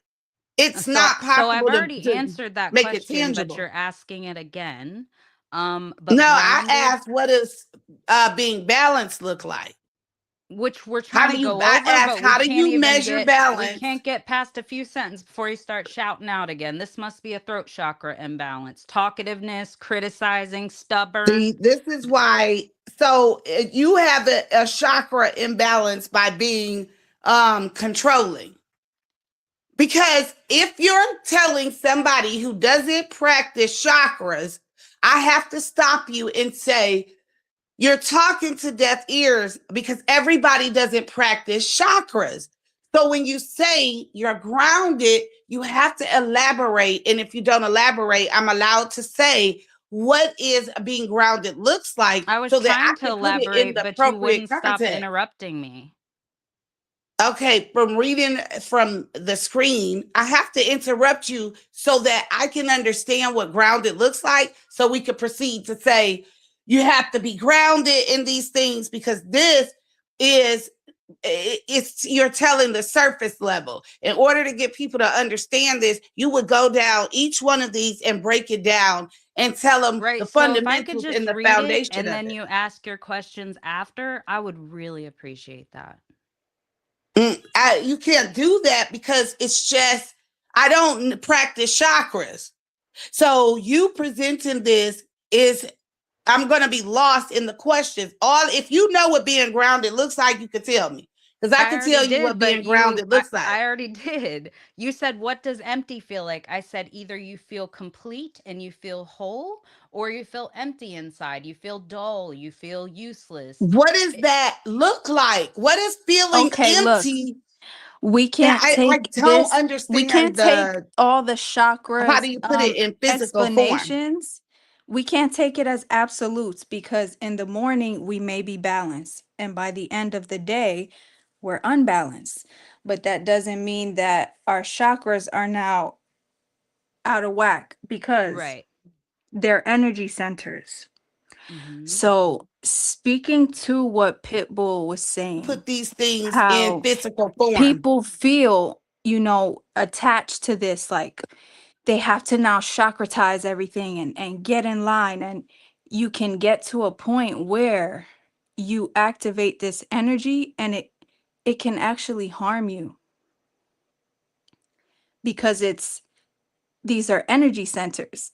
So if the energy starts to move through it too fast, you can actually get hurt. Like the heart chakra. Okay, this is what the heart has: an electromagnetic field, and it goes out and it surrounds your body, at least within like a 10 to 20 foot radius. So that means anybody within that is going to be able to feel you without Yeah, that's your physically Taurus field. Mhm. touching you. Right. So even the toroidal field is 2 points meeting and merging, and then cycling outwards and back into the center to itself. Mhm. So at that center point is where the chakras are. So let's say you're trying to open your heart chakra. You could probably do something to your heart. Well, opening your heart chakra just consists of forgiving your enemies, trying to put Okay, yourself. but let's kind of stick on this, because it's not all about being in your head and intellectualizing these emotions, you know? What do you mean? Because healing your heart chakra is just about whatever you feel that has harmed your heart before, trying to go back and fix those things. Like for me, if I had issues with certain people in my family or certain friendships, I tried to have meaningful conversations with them about those things and have a conversation of forgiveness and love. And, it was Mhm. amazing the work that I was able to do within some relationships in my family that I never ever thought would be healed. I got apologies that I thought I would pass on this earth and never hear, until I went about it in a way from love. Your heart is meant for love. And sometimes we go through things with our parents or with our family or with our friends that harden our heart. And sometimes I believe the Most High hardens our heart towards certain people for protection, because rejection is your protection. When somebody rejects you, don't try to keep begging for them to be in your life, because the Most High sees what you don't see. So the Okay, Most High. Queen, May Mhm. I back most of what you are speaking about because that's just pretty much what it is. And you can see whether they're called chakras or something else, this setup and this energy system is spoken about throughout every culture, Every culture. You're right. right? And it ties to the cosmos. So I just feel like we kind of are having like a very emotional perspective to it that doesn't allow like outsiders to really see what it's about, especially what Chosen is bringing out now. um Well, that's why I asked if we could just go through them, or everyone can read them on their own. You okay, where I know, was gonna land was just working through grudges and things with family and friends and past traumas that can help reopen your heart. What about people who have heart conditions from physical ailments that are not, you know, emotions can cause grief and put strain on the heart and other organs too, angers related to the liver and what would be in the solar plexus? the solar plexus has a lot to do with your creative energy, but it's also connected. Your bottom three chakras are, I think uh, it's the navel, the neurons in the yeah, navel. your bottom three chakras are super connected. So when you're talking about sacral, you're talking a lot of root. That's why some people that say, "Oh, I went crazy," it's because they started with trying to work on the crown with instead of going from the root up. And there's a lot of controversy on whether you should go from the crown to the root or the root to the crown. But you see where crown says, "I am at peace." You Can I cannot get in be. here for a second? I'm hearing y'all, but I want to go back to the balancing because I didn't get an answer. So to say you're balanced, either and your chakras are aligned, it's as simple as saying, I have no physical ailment. That's it. No, no. So let me explain. If you have physical ailments, something's unaligned, something's going wrong. If you have none, that means everything's flowing smoothly. Your numbers and your levels are where they're supposed to be. So the way you can measure an imbalance is whether or not you have an ailment or a diagnosis. That diagnosis being rheumatoid arthritis, a cold, a headache, the flu, cancer, something of these that you can say the effects of my body is more negative than it is positive. So I'm imbalanced. So you can measure imbalance by if your body has any ailments or not. Excuse me, whether you want to call it mental or physical. That's just a simple way for me to measure if you could measure balance. I'm looking at my body. I'm able to walk and run. I'm able to do all the things that my body is equipped to do. Now, once something goes wrong, now I can say I'm imbalanced because I'm no longer able to do those things. Right. And And then in that sense, there's ways to find balance. We have found a lot of things, a lot of herbs. That's why I decided to become a medicine woman, because I do have a lot of inflammation and nerve damage, things like that from the surgeries I've had in the past. And so, in that, I have found that herbs help me balance those things so that I can live a peaceful and harmonious life.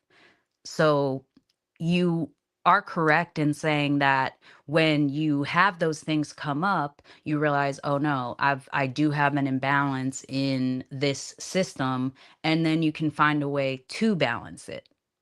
I want to respond to Gnostic in the comments. He said that shows that emotion and energy isn't physical and will not fit in a cup. It actually is physical. Okay. And that's how you know that you actually exist and you're aware because you can feel. And so, energy, any energy, if it's negative, you're going to feel it. Your heart's going to race. You're going to start sweating. You're going to start getting a pit in your stomach. You're going to feel that. Okay. So, energy, you can feel energy most definitely. And that's how you tell what you are responding to. You said rejection is protection. Yes. Rejection is a self-identification, a way of identifying thyself and knowing that something isn't favorable. And we can label it negative or positive. Like everything is about outside of you. Nothing too much is inside of you, but your organs that help you be mobile and to help you breathe and to do the physical that your body does. The outside of you responds to feel, touch, taste, hear. Those are your chakras, if you want to give it a name. I don't know why people put this within you when you have no real way to determine that the brain or the heart is the one that causes these emotions. Well, your chakras control your organs and how they work, and they control your emotions. And when your organs and your emotions are all out of whack, it can sometimes either throw people into um, being overly consumed with the Most High to the point where they feel like they can't make any decisions on their own, like they are not a piece of the Most High in motion, or it can make people completely reject spirit at all because they just feel so lost in the chaos of what they're going through. And so when you feel balanced, your organs are working the best they could possibly work, your body is working the best it can possibly work, your mind is working the best that it can possibly work. I don't really see how, this is like a spiritual, physical thing we're talking about here. Mind, body, soul alignment. That's your chakras. But yes, they do run all of your organs, which help you on the outside.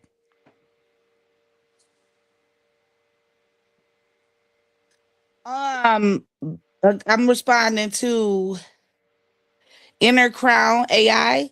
He says, or I don't know if it's he, I'm sorry. But they said anyone else trying to figure out how one is speaking of things metaphysically and the other is stuck in the things of the physical. Everything is physical. Everything is physical. And unless you're primarily compromised, that's why you have an actual physical body.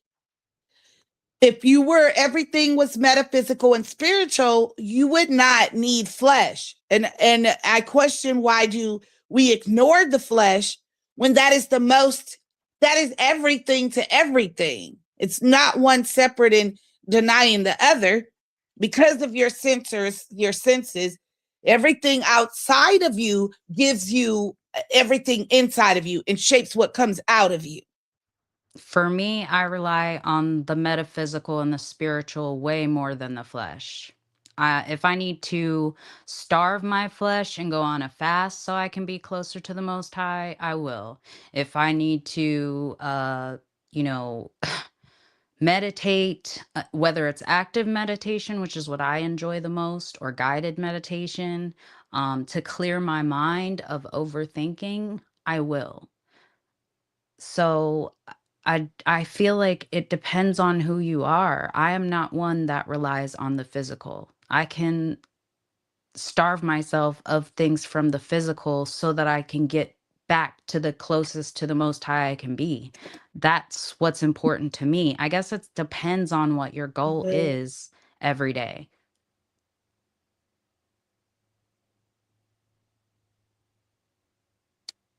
Is that a definite to say that is the only way that you can connect to the Most High? No, Because I everybody feel has a connected, different but I've way. never went into a chakra.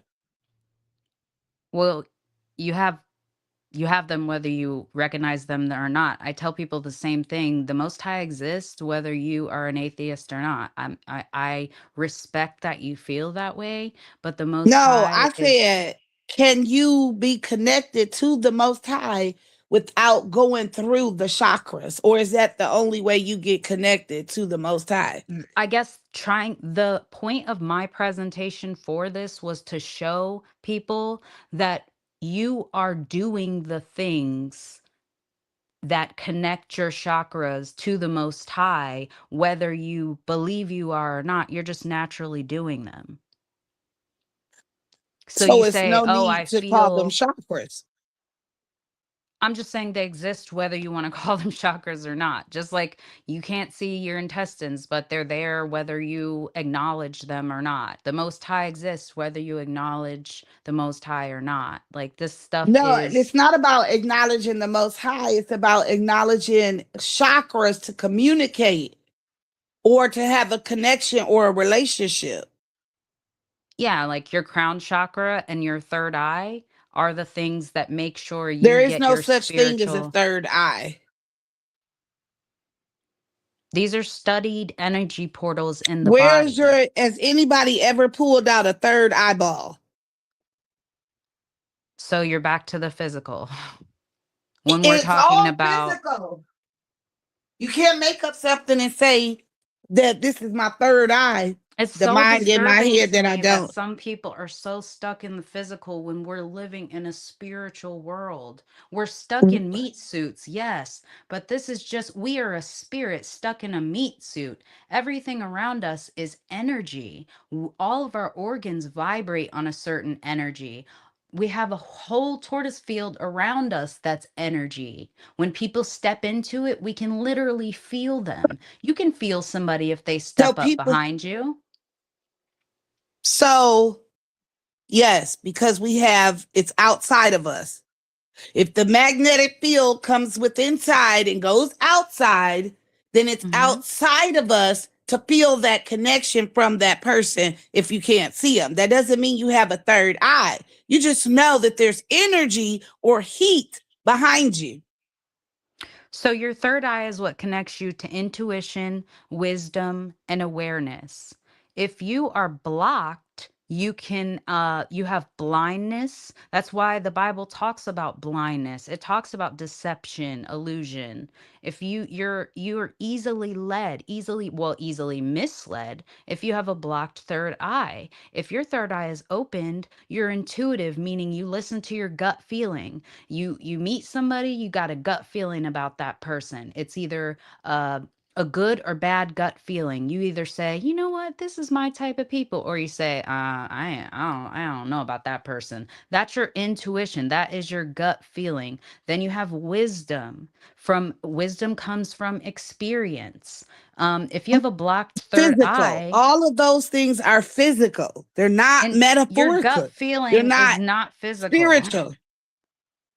Your wisdom Don't and you your gut. feel it? If that, do you not feel it? Your gut Because feeling it and has your to be wisdom is physical not physical. to make you everything that you have done physical obtains your wisdom. It's what gives you the wisdom. All your experiences that gives you the wisdom. Yes, So your these things come experiences are from what being give you wisdom. physical. So we're calling our thoughts that we don't get to express out of our mouths metaphorical and a spiritual. Because that's what it is.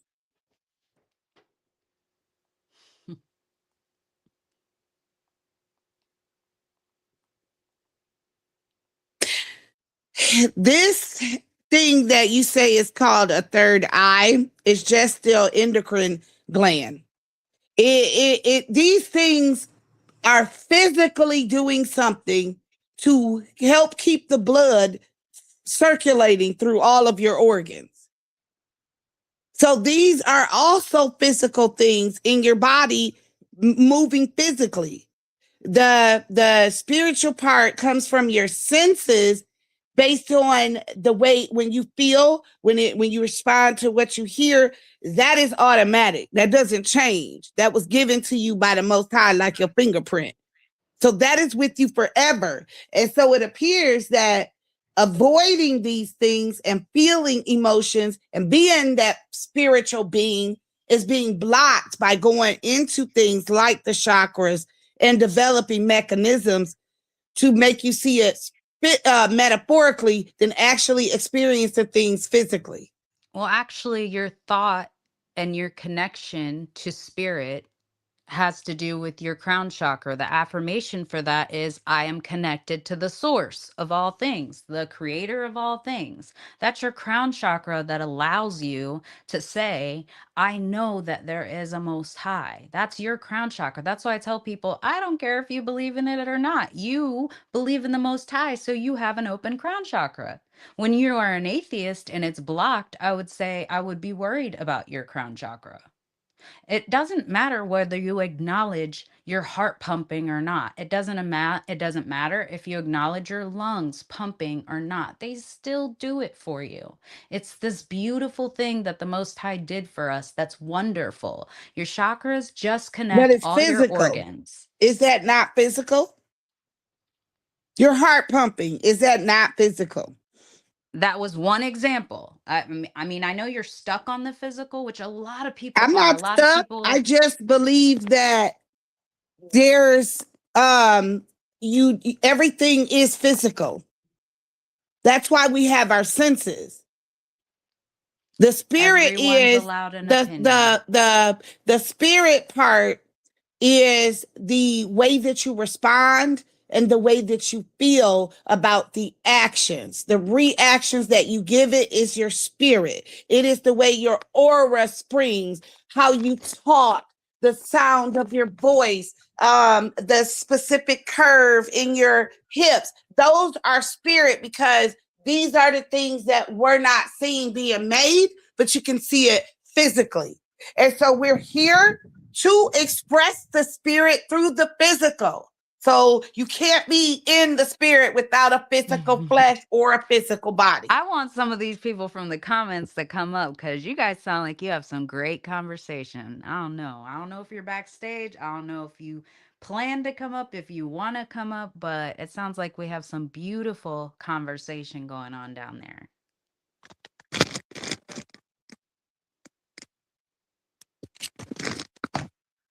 But isn't the heart pumping physical? Is that not physical?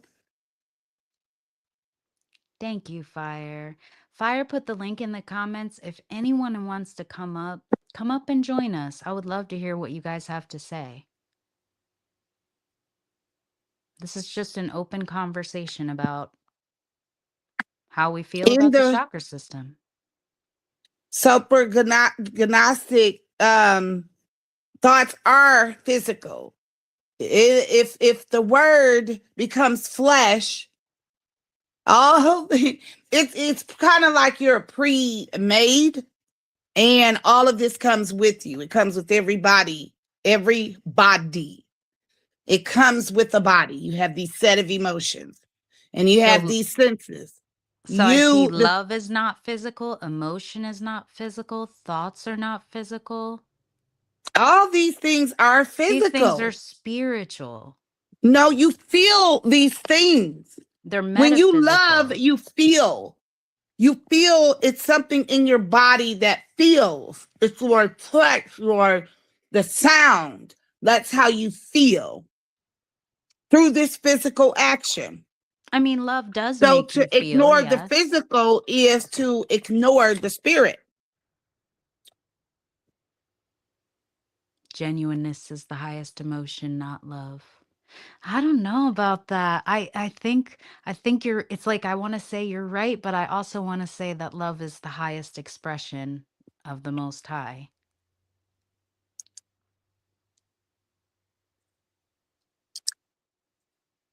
But you feel like genuineness is the highest emotion? I think authenticity is definitely one of the highest vibrations, but love is right there.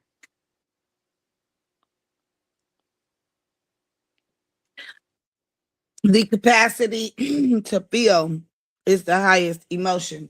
Energy, emotion. So if you're not compromised in any way, all of your senses work, all of your limbs work, that's your highest energy in motion. Because you get to utilize all of it in one setting. That's the highest energy and motion that you can go. I understand relating these things metaphorically, but you have to kind of put them in some tangible form so that people can see what it looks like. It has to look like an action in order to give it a word. And those things are physical. Miss Law, this is talking about your sacral and your solar. I was looking for you. So your sacral is, it's blocked if you have intimacy issues, restriction, abuse. These are the things that it gets blocked by: intimacy issues, restrictions, abuse, and it's opened up by sexuality, freedom, and pleasure. And because you said the navel, that's what made me think of you, because it was saying navel. So you're right Can about you the sacral. describe what it feels like when it opens up? Can you describe the feeling of a chakra opening up? You'll know, because if it's blocked, you'll know you have intimacy issues, restrictions, Describe abuse. it. Like if you're So, in your so a good way chakras, to put like it for you is, if you know that your sacral energy has been blocked because you've had intimacy issues, restriction, abuse, you'll know it's been opened up because you're now open to sexuality, freedom, and pleasure. That would be a good way to put it. And you could do that with each one of these. So if you know your root chakra, it's blocked by instability, fear, basic needs not being met, and you'll know it's been opened up by you feeling secure, safe, and at peace. what does it feel like? It feels like you would feel secure, safe, and at What peace. does that feel like? What does feeling secure look like? Safe, safety, secure. Like you feel What is that? safe and Okay, these are just words. Words have actions. You describe these words. I'm sorry to say it like this with adjective. If you were to ask me what does it feel like, I would say I no longer clench my fist when I'm in close proximity of a stranger. My palms are open. My body sinks into a sunken set. I'm not tight. My shoulders are not stiff. And now I'm not sweating. I'm not breathing hard. These are the things that you say when you're describing these things, because these are just regular feelings and emotions that you experience on a daily basis. So it's not anything special to open up, or everybody is given an identity. And to be an individual, you get to respond to these actions with whatever spirit you were given by the Most High. It's up to you to respond to it, and to me, not go into these metaphorical physics things that give you alternatives in letting your whole self be your whole self. This is actually blocking you from embracing your whole self. This is cutting off your lifeline to it being real. Because if you I'm not saying go out here and just shoot somebody because they stepped on your toe. Absolutely not. I'm hollering. But what I'm saying is, if somebody did step on your toe, you're allowed to feel that and say, oh man, you stepped on my toe. Can you say excuse me? That's you, to me, opening up a chakra. I mean, these are everyday things. Yeah, you feeling safe to open up your throat chakra. Like you don't feel like, if I tell that person that this bothered me, they're gonna kill me right now. Like, yeah, like it's like you feel safe enough to do that. And that is a balancing of between your root chakra, your safety, and your throat chakra, you speaking up. Gnostic, can you come up? Because you said it's not about the unseen. The unseen just is what you Right. call the Gnostic. I feel the unrevealed. same way. It's so hard. The struggle is real. No, I'm not trying to learn it. I'm not a student. I'm Right. not trying to learn about chakras. The third I'm eye already aware. affirmation is I seek awareness with open eyes. So we know when we have a third eye chakra imbalance, when we are The unable third to seek eye awareness is with just the open human eyes. body, which is the child. The first eye is the mother, second eye is the father, third eye is the child. There is no third eyeball. This is when you get confused and start to see things. And then this is where all the spiritual stuff comes from. Because you see a house and you looking at a house, but in your mind, you telling yourself this house is possessed by spirits and there's people walking out of it and it's some. No, it is just a house. Until you see it physically, it's not in present. Until you read, it's not unseen, it's just not revealed. So everything is everything. There's nothing new under the sun. You cannot be in Jamaica and China at the same time. So you can only eat wonton soup when you get to China. You won't know unless you actually go to China. So it's not that it's hidden. It's not that it's unseen. It's just not revealed because you haven't took that path to go that direction. You are in the path that you're in for a reason. We all have to embrace the body that we're in and not run from it. Chakras is running from the spiritual spirit that the Most High gave you. Undoing everything that he pre-gave you to set up with it in this life to go by.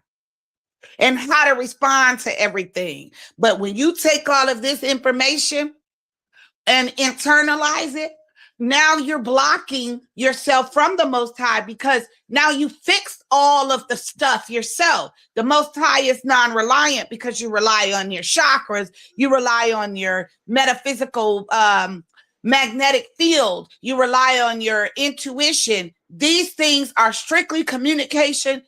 Most High, you. I have doubt. Most High, guide me. You're guided.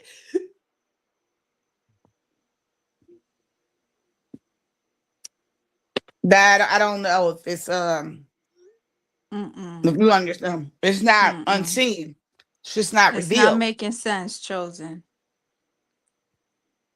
Okay, so how can I go to how can I tell you about the Great Wall of China? I can't say that the Great Wall of China is hidden or it's a hidden or unseen thing. It's not unseen. It is there. It exists, but I haven't went there yet. And when I see it, then it will be seen. It's not unseen or hidden. It's just not revealed because you didn't take those steps to go through that path. You went through the steps of the path to go to Jamaica. So you can experience the boat ride or alligator docks ride or whatever is in Jamaica. So I'm saying that it's to say that these things are not unseen. It's all physical. Everything is physical. You just only have a peripheral view. So you can only see so much at a time. The rest that you can't see, when you get there, you'll see it. If you never go there, it wasn't meant for you to see. So there's no third eye in there. It's two eyes.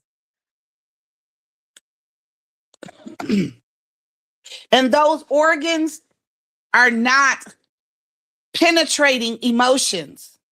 Your heart is not penetrating emotion. It's responding to the actions outside of you. That's why you have pores. It comes without. It goes outside of you. That's why we go to the bathroom. It's outside of us. Do you feel what I'm saying about being physical and not too much metaphysical or metaphoric or spiritual? Because those things, the only thing that's not seen is your thought that isn't spoken. Okay, so when a embryo, when a fetus, right? At conception, when the sperm reaches the egg, the spark of life takes place. Do you feel that's when it is an actual human? Or does it take time, you know, for the trimesters to go through their phases for you to actually consider now the embryo that's now a fetus an actual human? It I always question when people say this argument, when they argue this. Like a To simple, me, because it's I wanted to simple. add more. If you could tell me Mhm. simply. It's very simple. Either you're pregnant or you're not. Before you were not pregnant, that means you had nothing growing inside you. No matter the development stages, it's still a human, it's still a being. But that being develops, just like if you had an infant, once it's born. Just because it's an infant doesn't mean you have the right to do something to it because of the stage that it's in. It still develops into a grown adult. So it's still a being, no matter if it's an infant, a fetus, or not. Because in order to determine that you're pregnant, you discover a heartbeat. You discover some hormone in your blood that goes up that indicates now something is here, and that's a being. In Okay. every stage, it's in every stage of you. It just has to get out of you to fulfill those stages. So at inception, it's called a zygote, a one cell with a full human genome. So we're already at inception. We are who we are immediately. Mm-hmm. I kind of get lost in my points because you were lost before, and now that you explained everything, I'm lost. Ding, ding, ding. Okay, cool. I feel that. See, I feel a release in my sacral chakra. Let it go. I girl. mean, I meant my solar plexus, I think. Somewhere I was right about in to there. say, I don't know if it's the sacral, but it could be. I don't know. Mhm. And right, let's look at the color wheel. Could be related to the throat because it's supposed to be the opposites. The opposite colors can balance each other as well. So sacral is yellow oh my god, sacral is orange. The opposite Also, is Miss Law, I was blue. saying, were you here when I was talking about the foods? That Yes, okay, for yeah, sure. those can help too. Like if it's different ones. Wearing Um, colors, you know. yes. Oh, so I learned Mhm. that recently, and it was something that was new to me. That if you wear certain colors, that's also helping you break down some of those blockages. And that was new to me. That was new to me. That was recently. Yeah, I actually have a what's those pictures? I don't know why I can't say it right now. I'm introverted, so for me to do this and be online, it takes a lot of energy from me personally.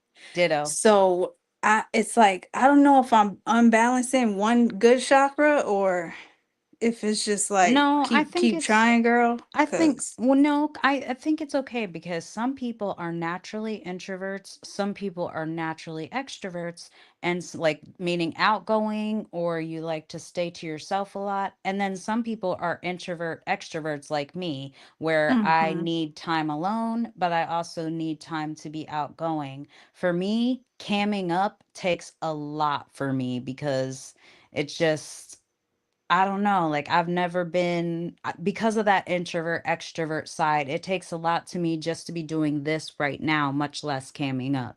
So when I cam up, it's Mhm. because I'm really trying to push myself. Right. These You know, things are that's physical. These are not metaphoric or spiritual concepts. These are all physical constructs. That's the reason. Why do you are so there's there anything that you consider physical? Anything that you go by that is relative to being physical? Okay, so the chakras are what they are because they're actually a center of neurons, which neurons are light receptive, and it's what's in our brain. You know, you can grow them. You can adjust these networks, you can grow them. So if you were to block them, you would have some type of hindrance, some type of health issue. So obviously, you know, it is very much physical. It's just I don't like see, I've learned to now like speaking about these things. This is something I would have kept personally to myself. I Maybe did like for a long time because right. I've been working with it since I was like in my teen years. And And family, you know, yeah, not yeah, everyone yeah. feels like accept that these practices are acceptable. But so let's say like yoga, it's Mm-hmm. very much good for Like your body, but it's the sequence of the positions actually help to just facilitate like I guess releasing the energy properly. releasing energy blocks. And you know, it's so funny because it's so Because you weird you know, said that because the my mom called the Hindus, they practiced it, but they wanted to pray to their gods and stuff. right. And And that's what I was gonna say. My mom I called do the other yoga day at and the she gym. right. My mom called the other day and she was like, Janelle, did you know that if you're doing yoga, you're worshiping all these gods? And I was like, Yes, well, mom. mom, the point of them doing these positions was to release energy blockages in the body so that you can be a more healthy person. It's not And then you necessarily don't need the Most High there. But see, sorry. that's not fair for high priestess to say that you need to see it her way and for you to say that to her. I'm I'm seeing both asking of so you you have don't valid need points. I don't know. I don't think she needs to see it my way. I think that everybody should do what feels the best for them. I think that whatever makes you feel the closest to the Most High, whatever makes you feel the most balanced with your mind, your body, your soul, the most at peace, I support you in that. I also want to be supported in somebody supporting me with what makes me feel the most at peace, mind, body, and soul. And so for me, I have just cut people out of my life that do not make me feel at peace. And I mean, except for like one necessary family members that are just going to be who they are. And then you just like talk to them less.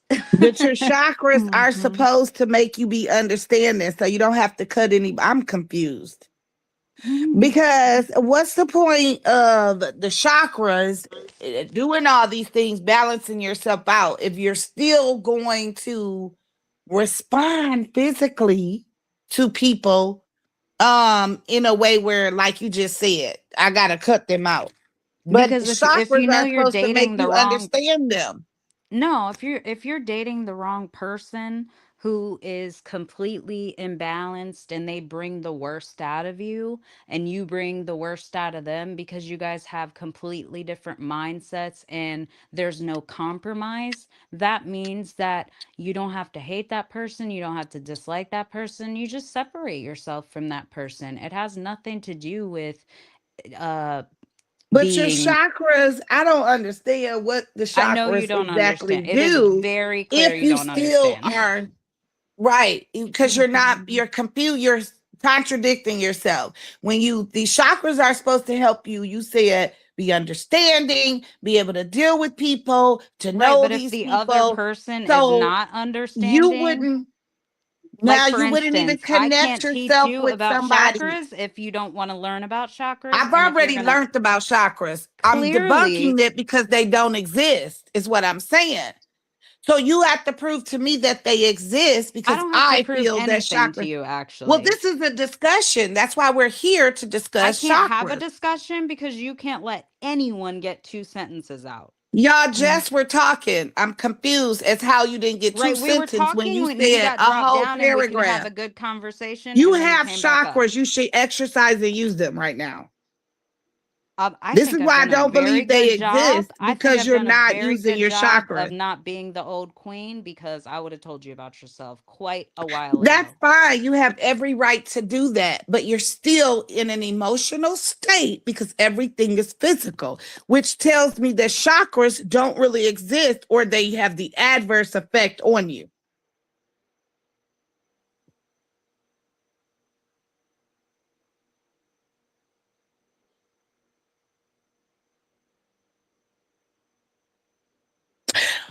I'm clear and aware, and I very much understand. But I'm clear and aware, and I'm one that doesn't believe that the heart does anything but pumps the blood. I believe that everything is through your senses, and you're given a spirit. That I spirit would is your like, aura, like she said about you being who you are since conception and the zygote or whatever stage you said. I believe that is absolutely true. You just Can I have to add grow to that, into it Chosen? and live Because in it. you Sure. kind of took me off there before, so right, the heartbeat comes in at 7 weeks, I believe. Right. It's not immediate.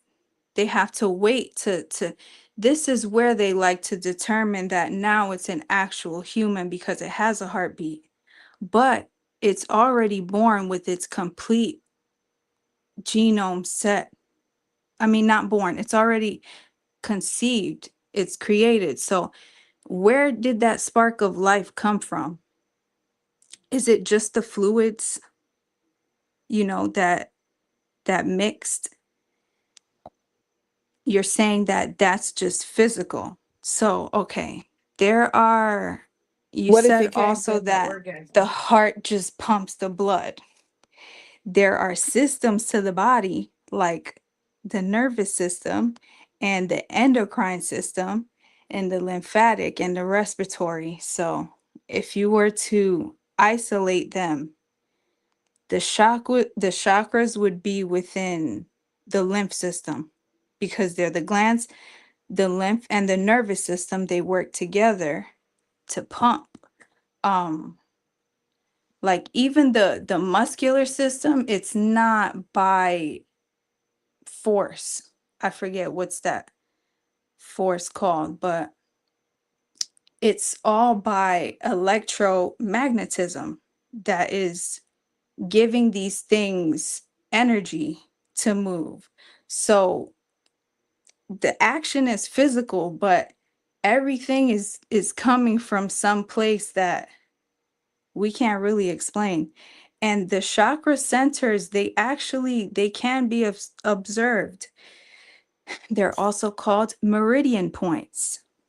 Like for us, for women, between like the pubic bone and the navel, you can feel that's your uterus, and there is a bunch of neurons there because it has to have that deep of a connection to the brain. Sometimes that gets jammed up because of the intestines being backed up because they sit there as well. If you're not regularly going to the bathroom, your peristalsis is not functioning well. that's why the fasting and the detox is so important. Good Which is point, because physical. you kind of removing a physical aspect and not even really doing anything else physical, and the body takes care of the rest. Yeah. But then you can do things like how herbs are adaptogenic for the most part. They make the body do what the body's supposed to do. Oh, And you know what? I should go. narcotics, you know, they kind of come in and take over the system. So you're talking about like actually, and I'm walking downstairs too because I just bought teas for all the chakras. Hold but on, side note though, Pitbull would say then that the chakras are like a drug because he's saying that people do this to fast track their way to the most high. I had the most high before I did this. Now I'm just at peace finally. With just every day I wake up, I feel happy and I'm excited and I'm okay. So where is my okay? So I have all the chakra teas, but this one, you just reminded me of this, Miss Law.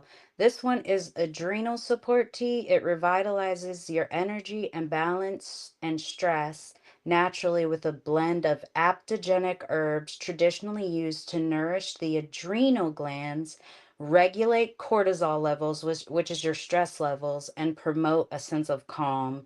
And it's organic rhodalia, green robias, rose hips, holy basil, lemon balm, I was ashwagandha, gonna say skullcap, and chamomile. But this is called a hot adrenal bath would support. do the same effects.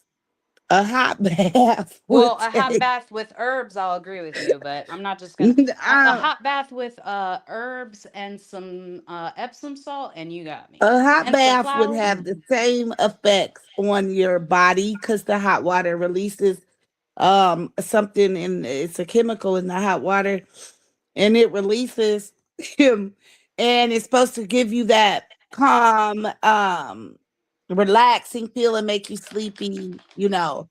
So all it takes is a hot bath and you're thinking to change and say instead of I can relax What and chemicals then in the take a hot hot bath water? and then you're calm and relaxed. I don't know, From the but I water need plant some I Epsom or don't salt, let me some look it up. flowers, Let me some look it up. or you herbs. mean like L-tryptophan from Turkey? Yeah, so what is the chemical in hot water? I did miss that part. Okay, let me look it up.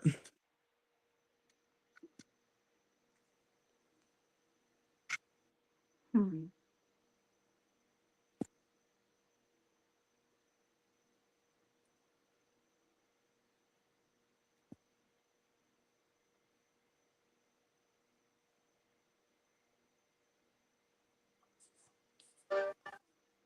I do feel like a lot of the body's normal functions get demonized for Chloride. whatever reason.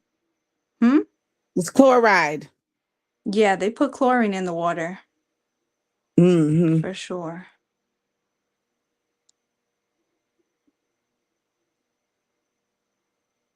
Yeah, they say that you're basically getting high off of the chloride.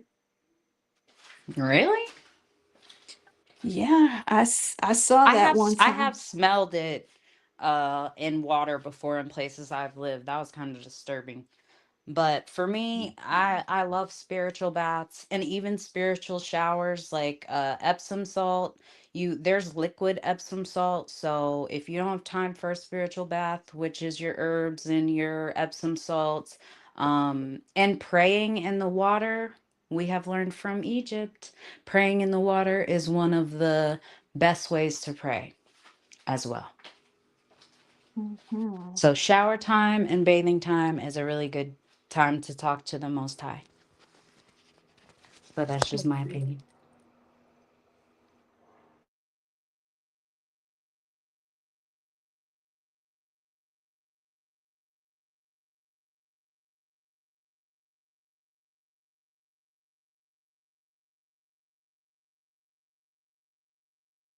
But not I said chloride. Fluoride. Something. Is it chloride or fluoride? Which one is it? It's I thought chlorine Mm-hmm. And fluoride is in fluoride. it too. and fluoride, yeah. Fluoride and chloride. Mm. But there's I'm not Epsom gonna look salts them that have up. lavender in them and stuff. That stuff is amazing. I like the one for aches and pains. But then you can add essential oils in, different herbs in. You can do Mhm. whatever you want in your spiritual bath.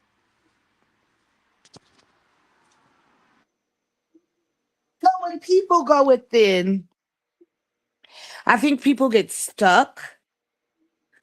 And because you're going in somewhere you didn't create, you didn't design, you don't know nothing about this. You going in that mind and that brain of yours. And I think some people, when they go within, they don't come out because everything is their perception. And physically, what that looks like is I could be telling you that I'm not upset. I'm not upset. And you're just like, no, you're upset. You're upset. You mad.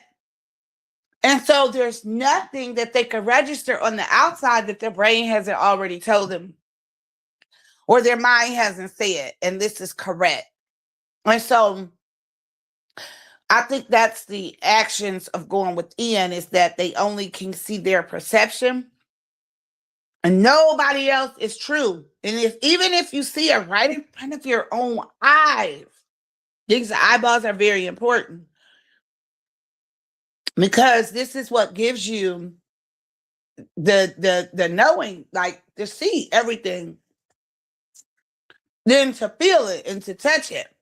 Well, the whole point of going within is to allow yourself to become your most humble state, to understand yourself and others that are in your life. So, for instance, you may not get, say you didn't get along with your brother and you went within and you really thought about your relationship. You tried to put yourself in your brother's shoes, what they've been through in their life, and be like, look, I kind of understand why they're treating me this way considering what they've been through.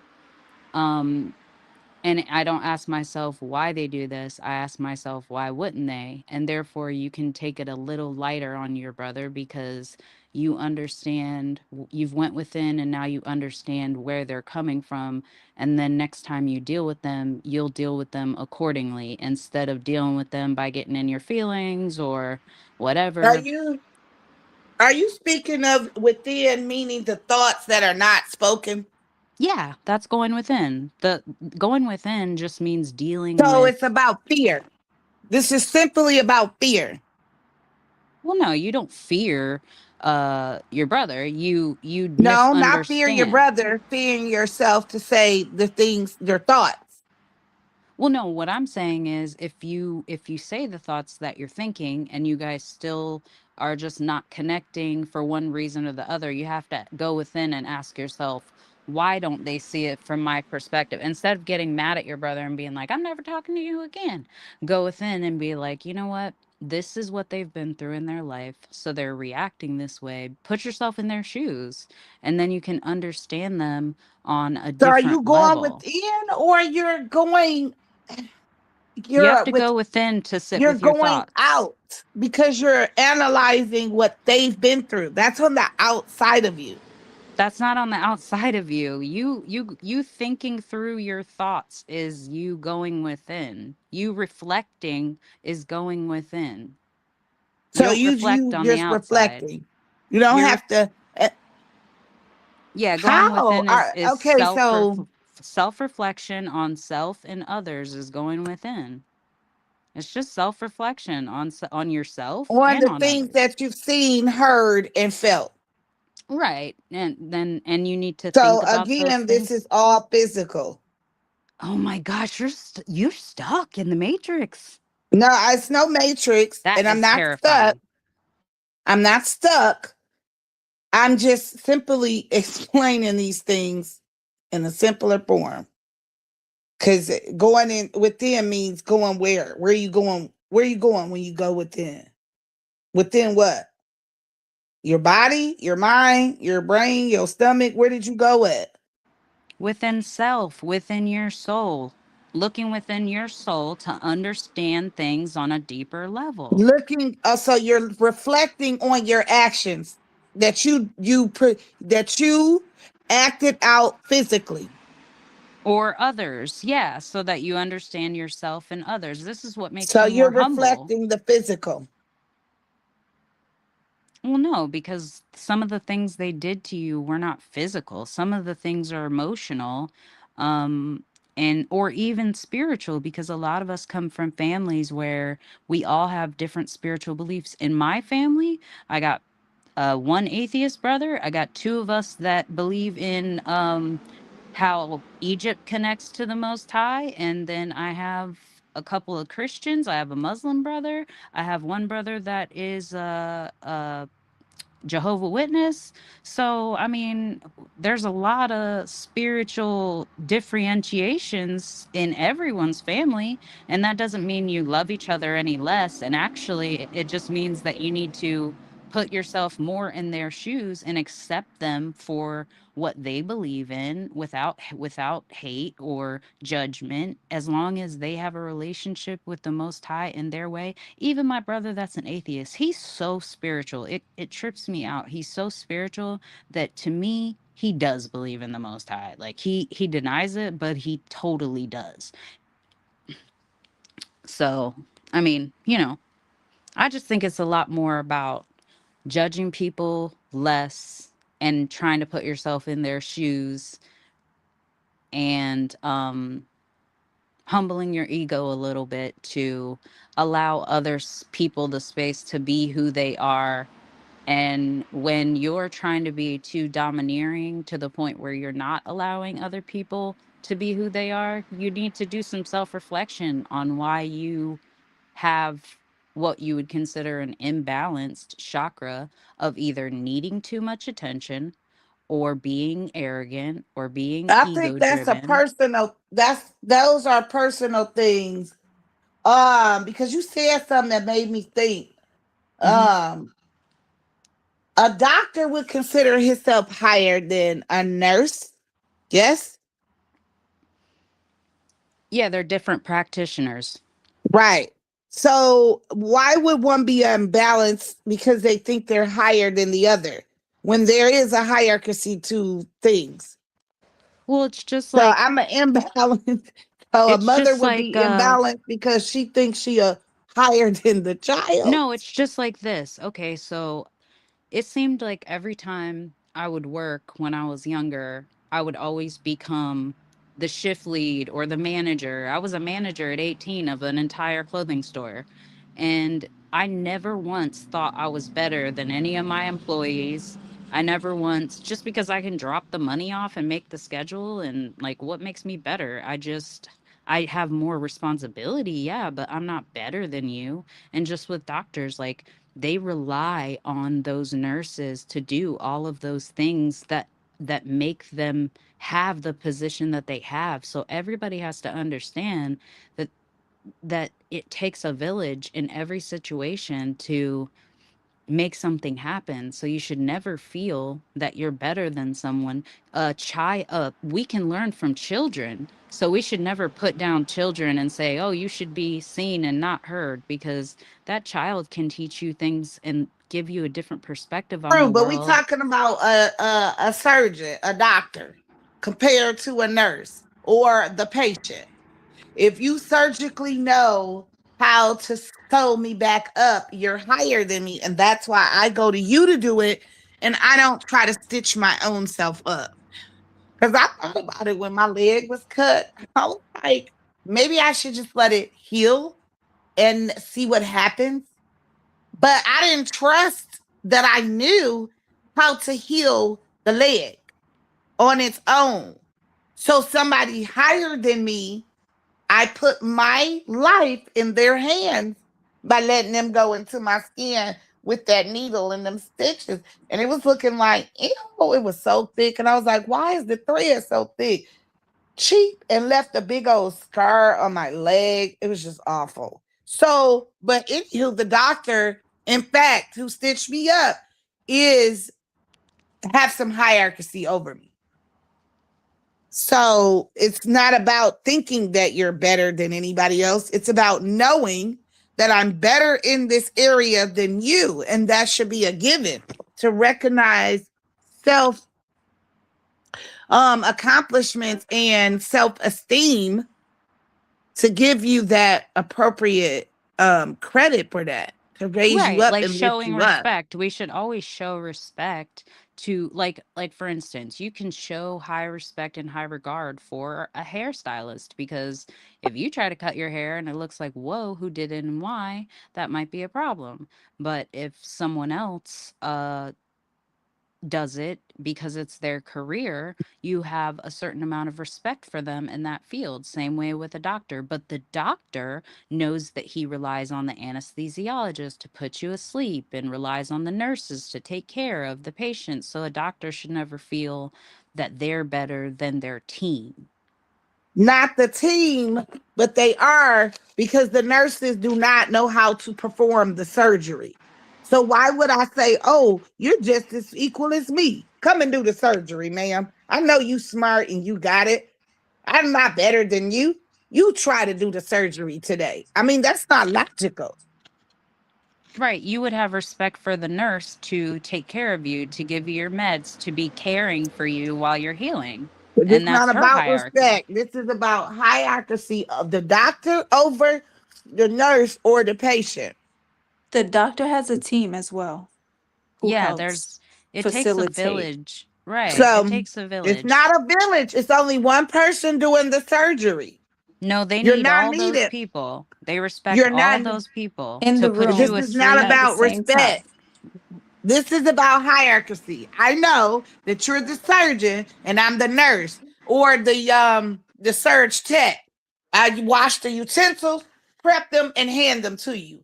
I'm not about to say, well, I'm just as equal as you, and you're not better than me, so let me perform this surgery. It's not logical. You have a hierarchy. You know you went to school for X amount of years to perform a surgery. I only went to school for X amount of years to administer the preparation for the surgery. So there's one that is higher than the other, and that is a given.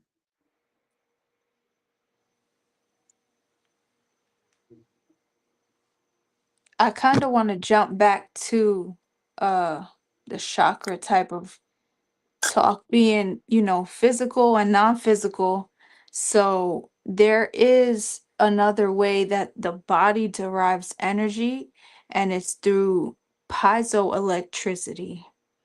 And I was researching something recently, and they are seeing that these cells are pretty much throughout the body, that these cells that would respond to some type of percussion, a physical force, and then take that and create energy out of it. So piezoelectricity is the property of certain solid materials to convert mechanical stress into electrical charge, and conversely, electrical voltage into mechanical deformation. In plain terms, squeeze it and you get electricity.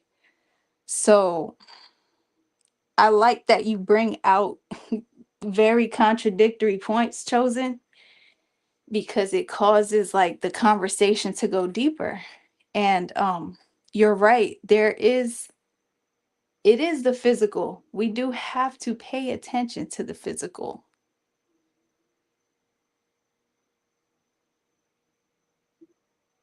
So you The would say physical is that the everything. physical, would the physical be the surgeon that needs to be respected in your point? The physical is the stitching up. That's the physical, that you actually stitched me up or gave me a transplant. The spirit is the fact that the Most High gave you that capability. Some people, if they wanted to be a surgeon, they couldn't. Because to be a surgeon, you got to have steady hands. So even if you got in there and you found out during your clinicals or whatever that you didn't even have a sturdy hand, you can't make it to surgery. You can't make it to be a surgeon. So these things are physical. I mean, this is the spirit that you were created and designed just for this part. It's up to you to recognize it and go through it. I don't know why people want to I don't know why people prohibit themselves from feeling life by piling up all these ways to stop feeling. It's an injustice it's a disservice to yourself and your organs and your body, because then these things that you think you didn't, chakra'd out, they fester up. It's just about speaking, because you can do the same thing if you able to speak how you feel. You can skip all the chakra methods and just say, I have no fear, and say what you need to say. Now you've opened up some things in you to get a response, a reaction, and now you get to either clinch up to it, or you get to, well, you're going to respond to it because you said it. And so it's going to be naturally the response you want because you said it. These things and blockages, I feel like, come from not being able to get the things out. You guys go back and stuff it back in when it's meant to be said. Words are meant to be said. Now, breathing exercises while you're speaking could be helpful to preserve a little bit of that energy, because it takes energy to speak. But it's all about me getting to choose to respond to the meat soup that I was given. And now I'm going to respond to it relentlessly without no fear. The fear is what causes all the blockages. So if you can get rid of fear, you get rid of your blockages. So would you rather just say you're balanced or imbalanced instead of saying, oh, my so-and-so chakra is off? Yeah, I because you wouldn't can say say it neither one however of you them. want. Because I would just fear, say I am who I am. In the moment, I feel happy. In the moment, I'm upset. In the moment, you made me angry or I'm hurt. I feel it and move on. Some hurt might last 2 years. right? And All fear you're is doing what is blocks suppressing your it. chakras.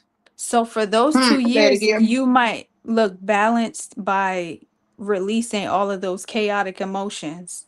That might look like balance for you. That is balance. Sometimes people don't understand that balance is doing things. Fear is what blocks a lot of your chakras, because you're afraid to express yourself in these different ways. And so fear is what would be considered an imbalanced chakra. You're afraid to speak your mind, so you have a blocked throat chakra because you're too fearful of what people might think of you. And so if you would be willing to speak your mind, then you would have an unblocked throat chakra. So you're right, fear is what blocks a lot of your chakras. And I Here don't is want to just say what just is you, it. Chosen. Mhm. Like that 2-year time frame you referenced, that's real in real life. It may take somebody 2 to 5 years to get through something so that they could look like the society's standard of balance. That part. That is I'm glad you said that, because that is important. Why people are doing what they're doing. So the society says that you look happy or you feel good. You don't, I don't understand how you evade the emotions, and why evade the emotions versus running through the mentions like a football player. Fuck it, But I'm happy right now. You we know what I'm can't do saying? that Like, I'm happy right everywhere. now. We And can't. Not everyone if has the you luxury to express, do that. well, that's the fear part. And that's why you develop blockages that cause actions that's not conducive or positive to your benefit. Okay, so what about the people who want to say F you to their boss? You get to say it. It's better that you say it than acting it out in your job performance. Is it the same if Because they go in the bathroom and say it? if you get it out, it's better than in. So if you do go to the bathroom, it's out still. You still said it. It's a different feeling when you keep thoughts inside than when you say them out your mouth. You'll realize, damn, the thought isn't even what I thought it was when I say it out of my mouth. It don't sound as logical as it is in my head. So you will see, seriously, if you start talking more and about the thoughts in your head and fuck what people, forget what people think about it. You can hear yourself and you wouldn't even need no advice. It's gonna play back. You're gonna hear it, and you're gonna hear it the way it's supposed to sound outside of your head. Because once the thought comes out and it makes the vibration, now it vibrates in a wave a certain way. Now it's gonna penetrate a certain way. So you're gonna either take it negatively, positively. That's your right. It's your right to feel. That's why you have the senses. That is your right to feel these things. How dare anybody takes that right and say you're imbalanced, you're out of control? No, bitch, I'm assertive. Excuse me, the cussing. I'm not out of control. I'm not belligerent. I'm assertive. I'm direct, and I am well spoken and understand my feelings. So for somebody else, it may look like, oh, this is chaotic. But as long as you're okay with the results afterward, or them saying you're looking obnoxious or you're chaotic or you're imbalanced, that's the key, is being okay. That comes with being able to say what you want to say over and over and over again. Finally, you're going to be okay with who you are as a person. These words is a powerful thing. The ability to talk is everything. It is everything. And a lot of people suffer because the fear grips them. And now, Sally said this looks stupid, or Mike might say I'm a whore, or Jenny might say that you're irrational, or you sound like a hate. So what? That's your right. That's your right. The Most High gave you these feelings. Who are you to deny them? Who are you to try to put them in a box and call them chakras and release them? No, feel them. Know why you feel it. That's the reason you won't go to this certain club no more. Because when you went there, the reaction, the smell, it was stinky, moldy. Now they in there shooting up or selling. So that reaction is for your protection, not the rejection, but that reaction is get to tell you that this is not so. You ever notice you went into a place and you didn't like the smell?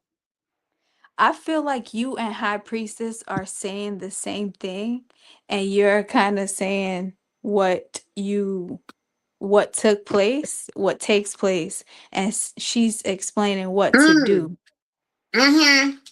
You know, people just have a different thought process and stuff. Because that is true. A lot of people miss the mark because you can tell them love yourself, but the question is, what does loving yourself looks like? You got to explain to me what loving myself is, because loving myself, if I knew what it was, you wouldn't have to be telling me. So now you got to explain to me how it feels, what it looks like, so I can see it physically to know now I'm balanced, or this is healthy, or this is productive, or this is conducive. Mm-hmm. For some people, loving themselves could be an example of not throwing their job away because of that situation with the boss, where they just want to get that feeling off to clear a chakra or something. So I feel like I had a good point to make. No, okay, yes. No, let me get to it. Because the way you describe it, it helps me to also see that this is a form of a reformation, you know? And when we can trace these things, these belief systems or these mythologies back to their origin, they've been tampered with, down to, with astrology. Everything basically ties back to the Bible. So, because Pitbull was bringing out earlier, why did they choose to use Greek? I forgot exactly what he was saying, but it just, made me think, because the Greek is so close to the Hebrew, really the Greek, the Hebrew, the Latin, the Arabic, they have similar consonantal roots, which goes back to the pictograph and the Medu Neter and the Phoenicians and blah blah blah. So they sent out the papal bull to reform everybody through Christianity, which that was the Latin language in modern times now, but Old Testament is Hebrew, right? That's just a side note. But what they did was these schools of thought, they turned into something else, which is now our colleges and our universities. And the universities are always very much Greek fraternities. So it's like they've just rewritten these like transliterated languages to just become like another clerical process to really tie into like some sort of ritual practice. That's what I always see. So I could see why just like anyone would want to pull the chakras apart, especially being raised Christian. It's really just a bodily function that is misconstrued to be something that someone is like causing themselves to do. So I did point before to like you can cause physical ailments as well, but you would have to be really going crazy to do that. Like you have to be very dedicated. You can overdo anything. I think even over meditate, just over focus, hyper focus, hypo focus. That's where we get into the overactive versus underactive.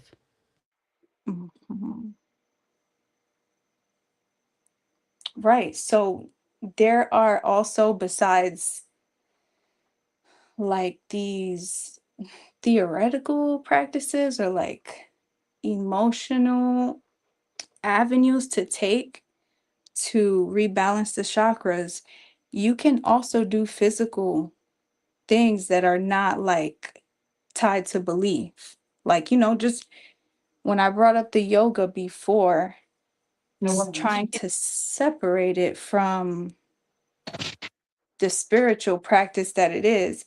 Mainstream has already done that for us, but when it wasn't so mainstream, it was difficult. So there are a lot of things now that are accepted as like just more normal to balance your chakras that would have been considered weird. I like to use stuff like infrared light, which is mirroring the sun, but it's not technically nature, but it's something like that. Or herbs. I like heat. I have a ceramic like massager kind of thing, and you pour boiling hot water into it and just you apply that heat in places and you feel the release. That is basically what a balanced chakra would feel like, just a release. I take lots of hot baths for these things, and I try to get sleep. If I feel that I feel some way that's uncomfortable to me, sleep is the first remedy for me. That's going to rejuvenate everything, settle everything down, bring it back to where it's supposed to be, and start regenerating the cells that it's supposed to do. We were actually supposed to speak on sleep health today for Women's Wednesday, but we didn't get to it. But taking a bath and also speaking in the way I want to speak, saying what I want to say, it gives me that same effect. That's speaking your thoughts. You got to really try that. Try it and see how I feel. The Other Planet is a great place to start because um the energy that is given allows it and it makes it acceptable. Whereas when we're in our physical lives, nobody's just, cussing us out or saying negative things. So it wouldn't be appropriate in your physical life to just say F you in the screen because somebody told us it wasn't ladylike, or it brought on this and it was this word. Because somebody told you it wasn't right. And that's the only reason why your body hesitates to do it. So, speaking, sleeping, getting it out, not letting it stay in, and taking warm, hot, relaxing baths has that same effect. Gives you the same release. Drink some milk.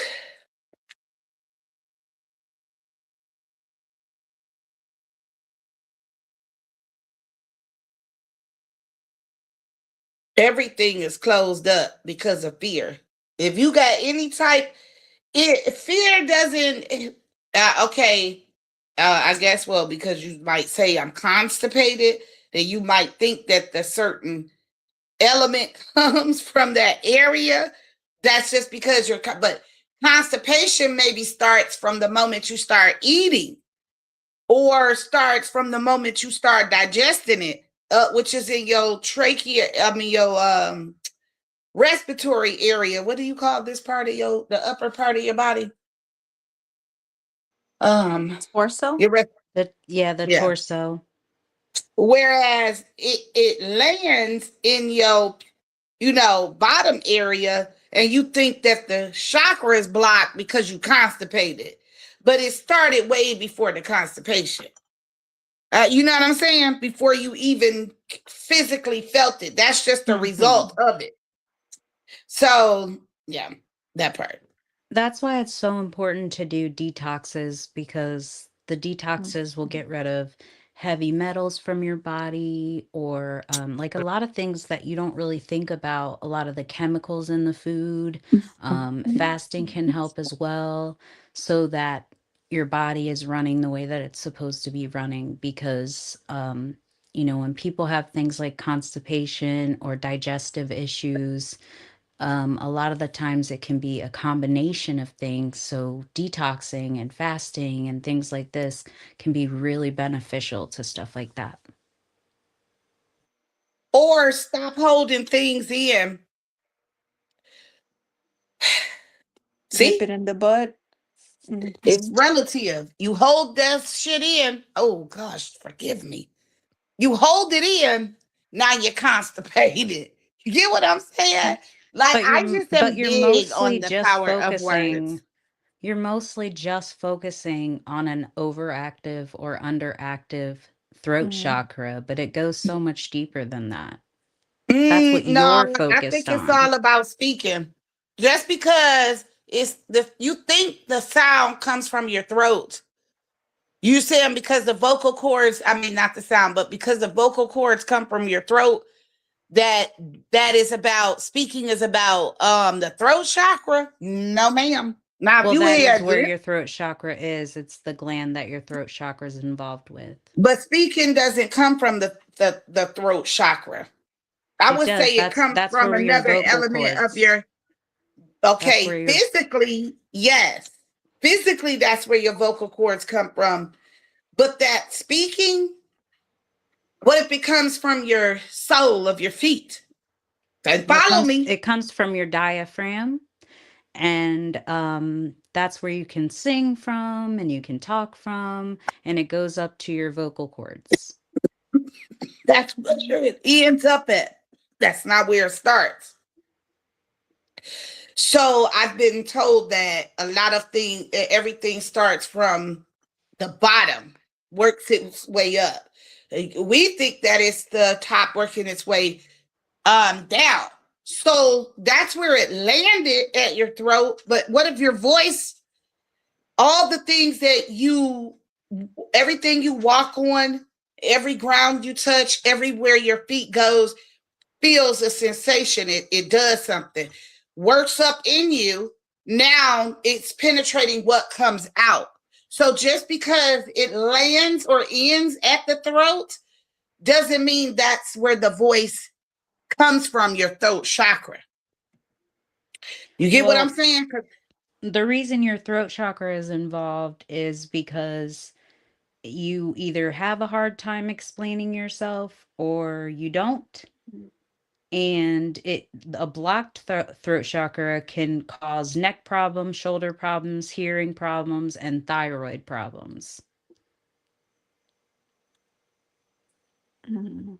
So it is connected to the physical, but we would consider it metaphysical in the sense of you not being able to express yourself because of the imbalance of you feel like you can't explain yourself, so you feel like you can't get it out, um and it in turn, because you have that fear of saying what's on your mind, that's when you come into colds and neck and shoulder pain and hearing problems and thyroid problems and stuff like that. So holding it in really is a negative thing because it can cause physical things.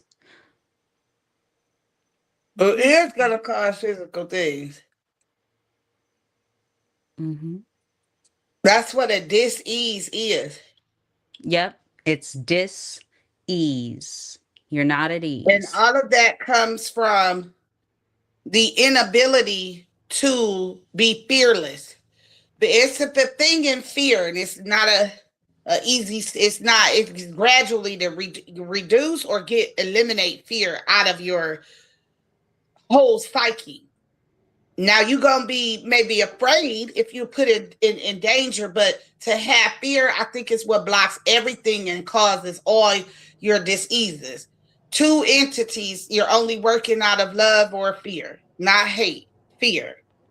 So the fear is going to cause everything in your life to be a negative response to your body.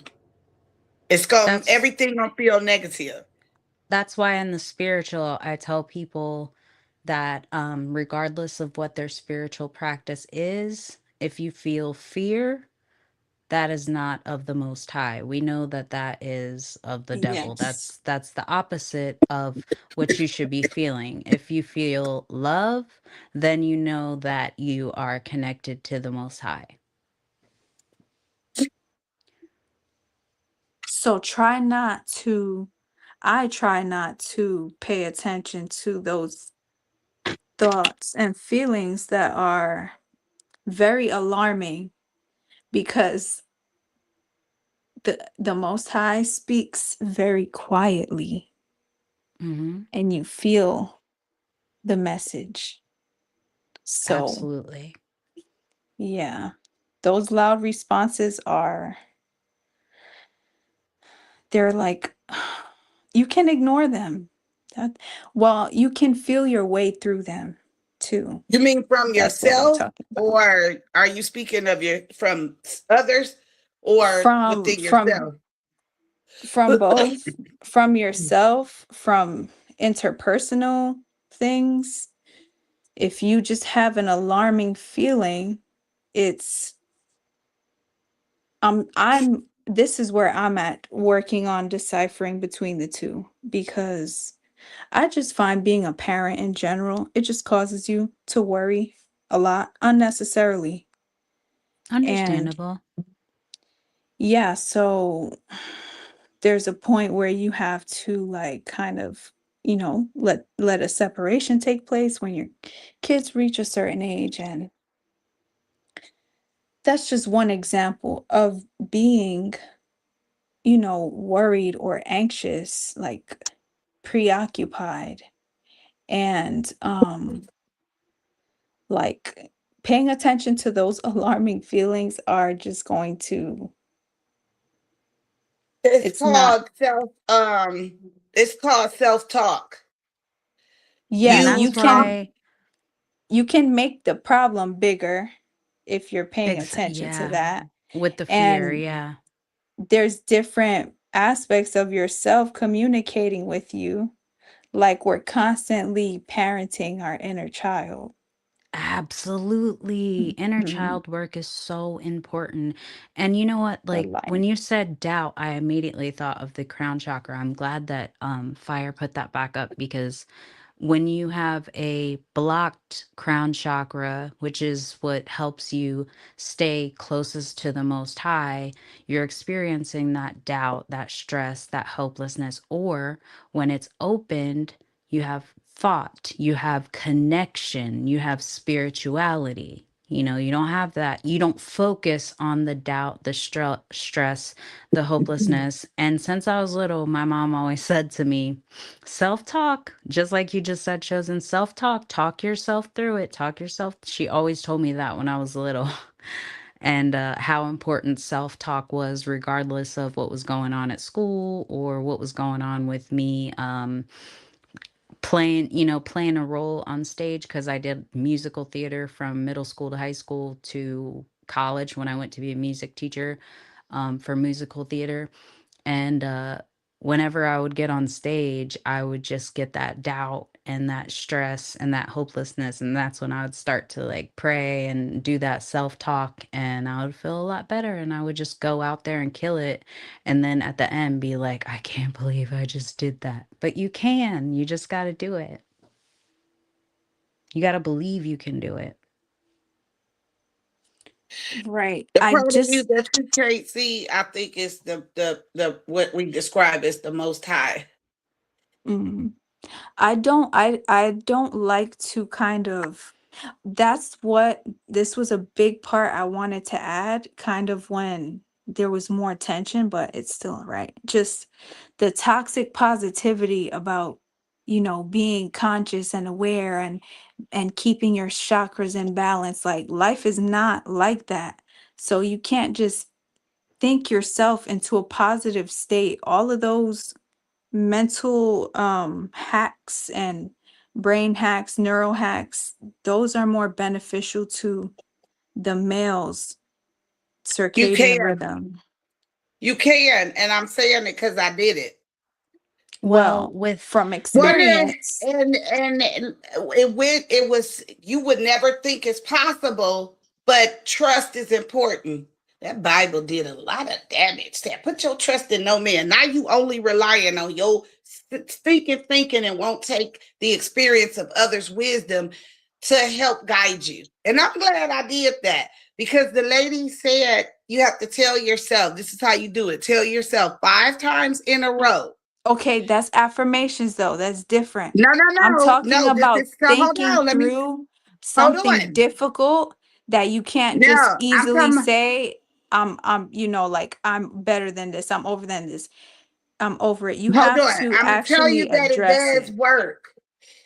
Self-talk is about From things. experience, it doesn't work for me. And what I've Okay, seen with others and family that I've watched them grow and mature, it has only robbed them of their glow. well, self-talk Miss is Law. only you in you. Everybody does self-talk. There's not a time in your brain, and is you talking to yourself at the crib? Unless you're talking to Mhm. yourself, you don't do self-talk. But self-talk is simply you not speaking to yourself when nobody is around. So your brain is thinking also while you're doing that self-talk. When you have anything that is negative, we know already what it is. You don't have to explain it.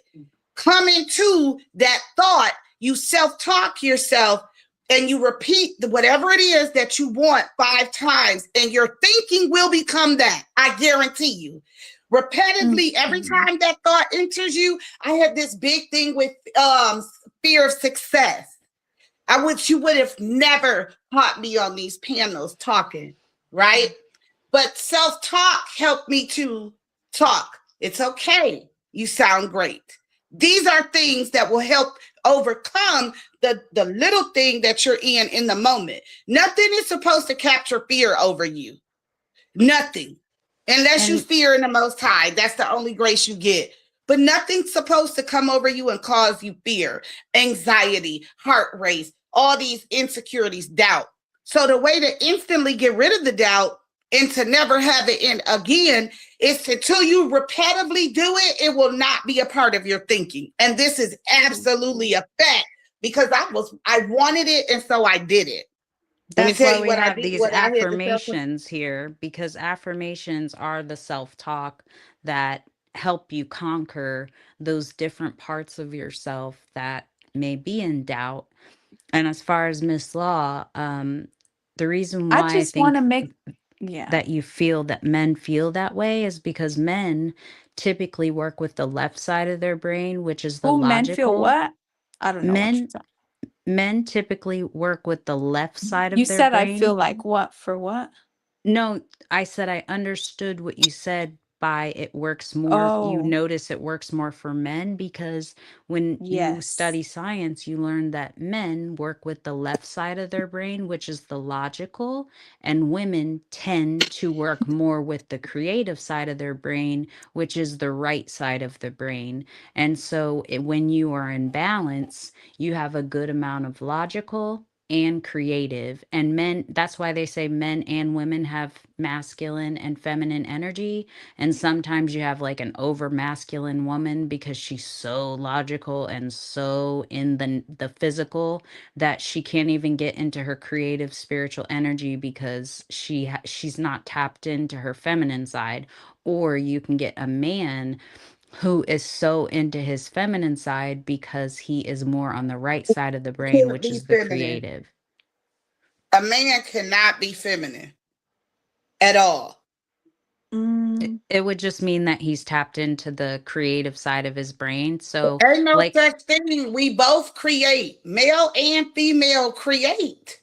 well, yeah, if you are a balanced person, you can be logical and creative. Like when men decide that they're going to write a book, they're working with the right side of their brain, which is the creative side, which is the feminine. Logically, I have to study. I have to look up things. I got to put it to a format. It'd be I nice need if an I could editor. finish a That's sentence. It would just be so logically. nice. Creative is creating it. Whew, that kills me. well, I just want to keep hitting the point that it is not that simple. Like I get affirmations too, but that's the bright side of it. Like what what I would say Who then tells is you that hold on, if it's chosen.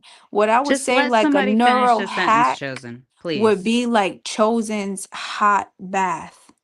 That is that's more like we need more bodily hacks than a neural hack is kind of what I'm hinting at when I said that. And what I've seen work for me is not, oh, you're doing just fine. You're great. In the moment, yes, but the body holds, especially when you were born with a womb, it is keeping score. So at some point you have to kind of you have to like empty it out. So I definitely though like, affirmations. who is responsible for making you cook breakfast? Like, is there somebody physically telling you to cook breakfast or take a shower? Mm. No, you self-talk and tell yourself these things. You just don't say it out of your mouth. Where you start walking around, take a shower, chosen, time to take a shower. The self-talk is the things, it's self-talk. When we talk, we speak out and talk to other people. We say But it to we other don't people. always want to do You those are things always that we tell talking, no ourselves. matter, it's called No, for thinking. sure. For sure. It's called thinking. You're always thinking.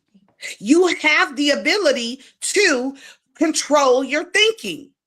Once you're aware now, before you were not aware, Now I've told you this. Now you are aware and you can go and you can choose to do it, to believe We that it's switched roles. true, This is what you do, or Chosen.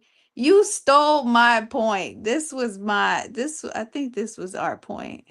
And now you're saying how to chakratize yourself back into alignment. I know. I don't call it, Mhm. I've never called these things She likes chakras to play the or devil's advocate, but when it's to the point you don't let You put anyone on else the other speak and you're shoes. over talking everyone and nobody can no, finish we're a all in sentence, a it's a little bit. conversation, man. It's an overactive. It's Okay, doing well, it's it's an doing it's overactive doing a to lot. keep going on and on and on and on. But that's what Is you're that doing. overactive? To control the conversation, that is overactive. Chosen, you have like a energy that comes from I don't know the heavens. It's just It comes. it's a well. It's a well. It's It- you have vitality. this So is you naturally have more throat I'm- chakra energy. You do. You should be a because lecturer. of the things that I'm telling you that worked. I took it for a long period. I was in college. I took a lot of things from elders, and I took in a lot that people told me at the time to learn But and make I will myself say, better. if we ask Those somebody you went to this school with, they would say this is how Chosen was from. This is Chosen. I don't no, think really too much. I would have no. I'm not So trying to labelize you. no, I've always had the ability to speak, of course, but being reserved and holding things in, and that was one way. Now the things that I'm telling you brought me to a freedom of speech now, where I already know what I'm saying because it's not unfamiliar. So I can respond freely without an insecurity of what you think about what I'm saying, which I know may be challenging and controversial. But this is where all that work comes in at, and it's a beautiful feeling. There, you sleep great at night. And I can tell you the difference because there was a time where you didn't sleep good at night. You wake But up feeling good, the sun hits your face. These things tell me that the difference from before and the difference from now, what I did, it worked. So self-talk worked for a time until I didn't have to self-talk myself out of negative thinking. Now it's a conscious, repetitive thinking. I don't look at life negativity anymore because I was told, I embraced it, I'm aware, and now I walk it. Because there's always another perspective. So why is it negative? How can you be upset or not be confident to say what you say? Like, child. But my Child, point some is, people I done guess done some my point things, was okay? to give Mhm. I guess my point was not to be controlling of you, but to say that it'd be nice if you gave an opportunity for somebody to have a minute to take it in and think about it and respond, or actually even be able to learn something. That's not my job. That's Well, not fair. when you're impeding on other people's ability to get their points across or even just take in the That's not my information, problem. that's you being overactive and That's controlling the you you're problem. being very controlling No, of but other if you people. take if you take a poll of the group, it would kind of be, just I really love you, Chosen. It doesn't matter. That's the thing about where I'm trying to tell It's you where not to even get that. to. It's not even that. But so You're the going point to I be want to better. land on is that you basically flip the roles and now you arguing the other side. But we get so I'm deep not. into I the don't know if you can keep conversation up. that You're supposed to. it gets lost. It's a No, panel you can't. discussion. You I can do whatever I want. And when you get to that point, you'll be That's free that and you don't even need dictatorship. chakras. I don't need chakras. I can don't do even whatever do I want. I chakras. don't have to pay for the consequences for I'm not. whatever I do. So I can do whatever I want. So can you. You It's a can't go freedom. around hurting other people and harming If other you're hurt, people. If you're and hurt, being that's a you like problem. You better get and digging them being a chakras. dictator and then being like, You oh better well, dig I in get them. what I You better want. dig in That's them chakras. outrageously imbalanced. The same way I'm saying to you're saying that what you're saying to me, I'm saying the same thing to you. Except I'm saying you're skilled at the chakras, but you have no skills at the chakras. That's why I don't believe they exist. You're supposed to feel. You're supposed to have these feelings that you're having. Why go and dig up some book or some stuff some man wrote from a dictionary and tell you to unreveal you, to close up your spirit by reducing all these things and getting rid of all these things? Feel what you're feeling now, say it, and then move forward. It's a great feeling, but if you don't and you do all this chakra work, You know, you will this never. kind of ends up being like a therapy session for you. And that's what makes it not fair because either one of us could do that. I wanna act out just like you. You know, Well, you not should. If you don't, I'm not acting no, out. but I'm just then Then all speaking. the nobody would hard hear work one that you another. saying that It's got you the If to chosen you're think how you show restricted, think when you right wake up in the now. morning and you can think level-headed because you practice to get there. I practice to get to a certain place where I am, and if I would be regressing if I start just I can easily do that. I can do it easily. It's not good, you Shayna, know? this is what emotional intelligence is. That's why wait, Having we the landed on ability, having the ability to draw out the emotions in others. And I am very skilled in that. And so Emotional that keeps, intelligence no, is that's not understanding absolutely. others that's and not really No, respecting them no, because you it's not. understand them. Research it. if you It's know being that you able could to draw always out get the the same emotions in reaction others. when you press a button, is it really that you are doing so good at it because you know like you can make The somebody point feel this is, way each time? no, the That's point not is to get you to respond. Right, but so If then being there's not, able to every irritate other that's people's demons is provocation. not a talent. That's not really like a form of well, see connection. that's to prove that your chakras don't work because you would have the ability to detach from the emotions and speak your piece on how you feel to rebuttal what I'm saying and make the chakra information No, valid, true, I and couldn't get a concrete. word across. I tried to talk so many times. At this point, it's not worth it. You're My talking thing now. is I don't mind the interjection because sometimes it's cool. But you like I said, the therapy session, I'm referencing that because I get lost then in what you're saying. When you came up Well, here Well, that and you means I keep losing my point, and that's why it kind of yeah. like that's why it's these are irritating. y'all problems But we were that you having a gotta build figure out. though. We were We kind of were having having a we were build, but just it was starting to destroyed have a by the little chosen tiny show. build. Oh, But you now kind we're of into wait, our no, emotions. One thing chosen you about this enhanced the show age is too, that you chosen. can't dictate other people's behavior and you can't control them. It's called the You've serenity prayer. dictated the The entire panel. serenity prayer. No, ma'am. I engaged in the conversation. I just am the Nobody has been advocacy able of to what you speak but believe. you for almost 3 hours. Ma'am, you're speaking now. I just think when You're I can't speaking take you. now. That is funny High as shit. priestess, instead of you taking the time to direct me, speak your piece. I can only direct you because you're out of control.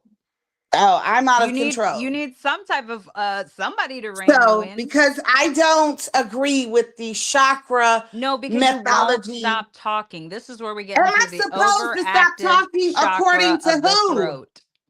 Ma'am, you have a run-on sentence issue then. Your sentences run on and on and on and on and on. So I feel the need to interject because you're losing people in your own personal I stories. think Nobody the cares. comments were I'm asking just me to speak saying. about So, 1,000 times. ma'am, that's it. There's But I nothing else couldn't you can because do you would about not stop me. talking. And I'm not All you disrespectful can do like is you, speak so when you I'm have not going to do the that. floor. I'm sorry that the chakra stuff don't work for you. They should. Because They if do they very I did, think if well. you High mastered Priestess and things, Chosen, I think you both are equally capable and formidable opponents to each other. You kind of have the same capacity to hold conversation. and I'm not an engagement. opponent. I'm just a panelist that has an opinion. I'm I'm just never going to referencing reserve that my right to speak you kind how of I are feel. facing yourself, Chosen, and you're telling her things that people tell you. I think you're talking to yourself at this point. This has nothing to do with me. These are things that you have Oh, to you've go made this within entire panel and about you. figure out, why do you respond, or why do I feel triggered when Chosen speaks? Nobody feels triggered, honey. We're just admiring the imbalance. The imbalance is that you are emotional about it, and it's If I was providing a emotional, negative I would be cussing effect you for out. you. So wait, No, If I'm I was it's talking to emotional emotional, myself because because you if have I to speak it. am, I mean, I was enjoying the conversation, I think, more than you. I I wanted to thought I see it was build too. I more. was I enjoying it wanted to see too. it build more No, too, I but think you've been talking to yourself Well, we this whole don't get time. paid she to has been think. talking to Now, do we? herself. We get paid to know. Now we're in our emotions and then the conversation I is Nobody's just in wish their over. that I didn't emotions. get lost in what you Well, were that's a you saying so that problem. we I could can't build. help where you at. No, that's the I mean, I can't consensus help. of the group. That's just the general Well, that's just the consensus. problem, a That's group the problem. Y'all consensus have of to the figure that out. comments. That's the consensus of the group. You have to figure that out. And that's where your chakras aren't working, because you're still trying to care what other people think about what You're you like feel. I a don't. vortex. And if you have a problem with that, you have to figure that out. When you get this age, Okay, you so pay the cost to be the boss and you walk but this in is your not the womanhood. middle-aged woman's panel, Chosen. Ma'am. Okay, if we want to take it there, this ain't the slow people panel. So if you can't catch up, you have to go Just somewhere where it's because I more of your talk speed. slow doesn't Maybe mean at that the I'm little slow, kids table. I Chosen. don't know what this is about, but it's not about anything I want to talk about. If you So want to we can move reference forward. slow, If you you were the have one a who was problem with me sad that speaking, I didn't just want to write it down. engage with you This anymore. is funny. Just write it down. If you have a problem with it, write it down, figure out a plan, and deal with it. I can't help you. For You yourself. can't. It sounds like your chakras are not working.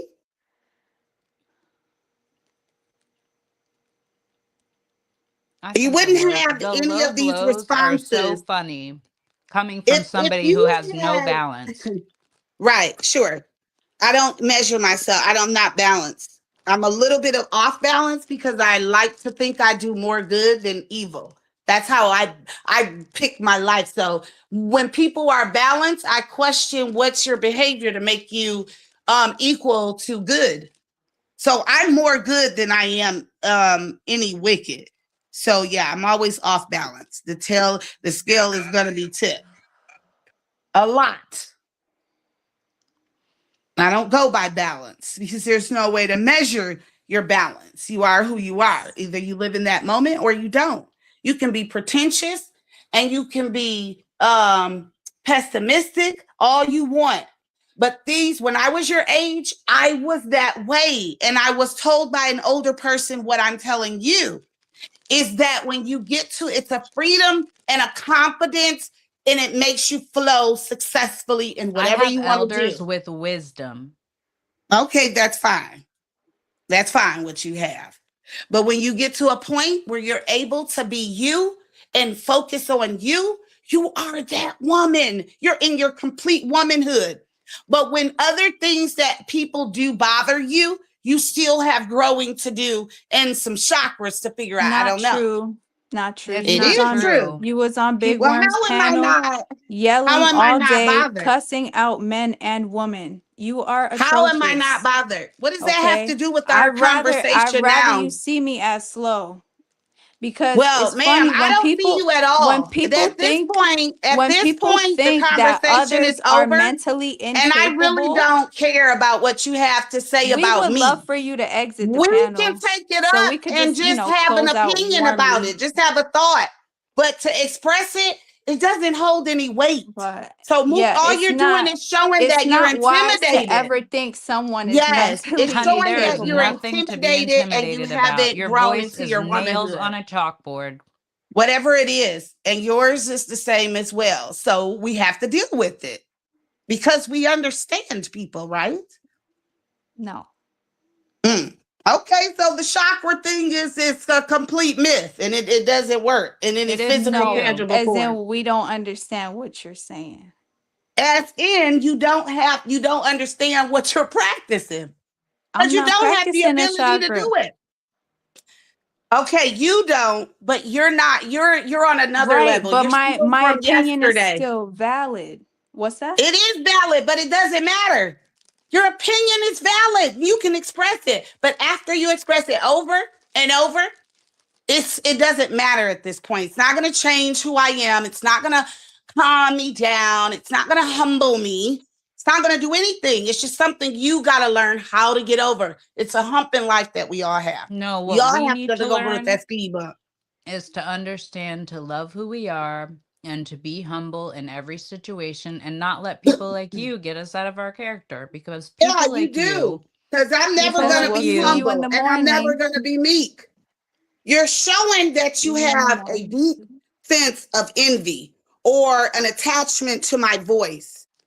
And it's not conducive to being on a discussion panel. You're not equipped. You're attached to something, the power and the aggressiveness and assertiveness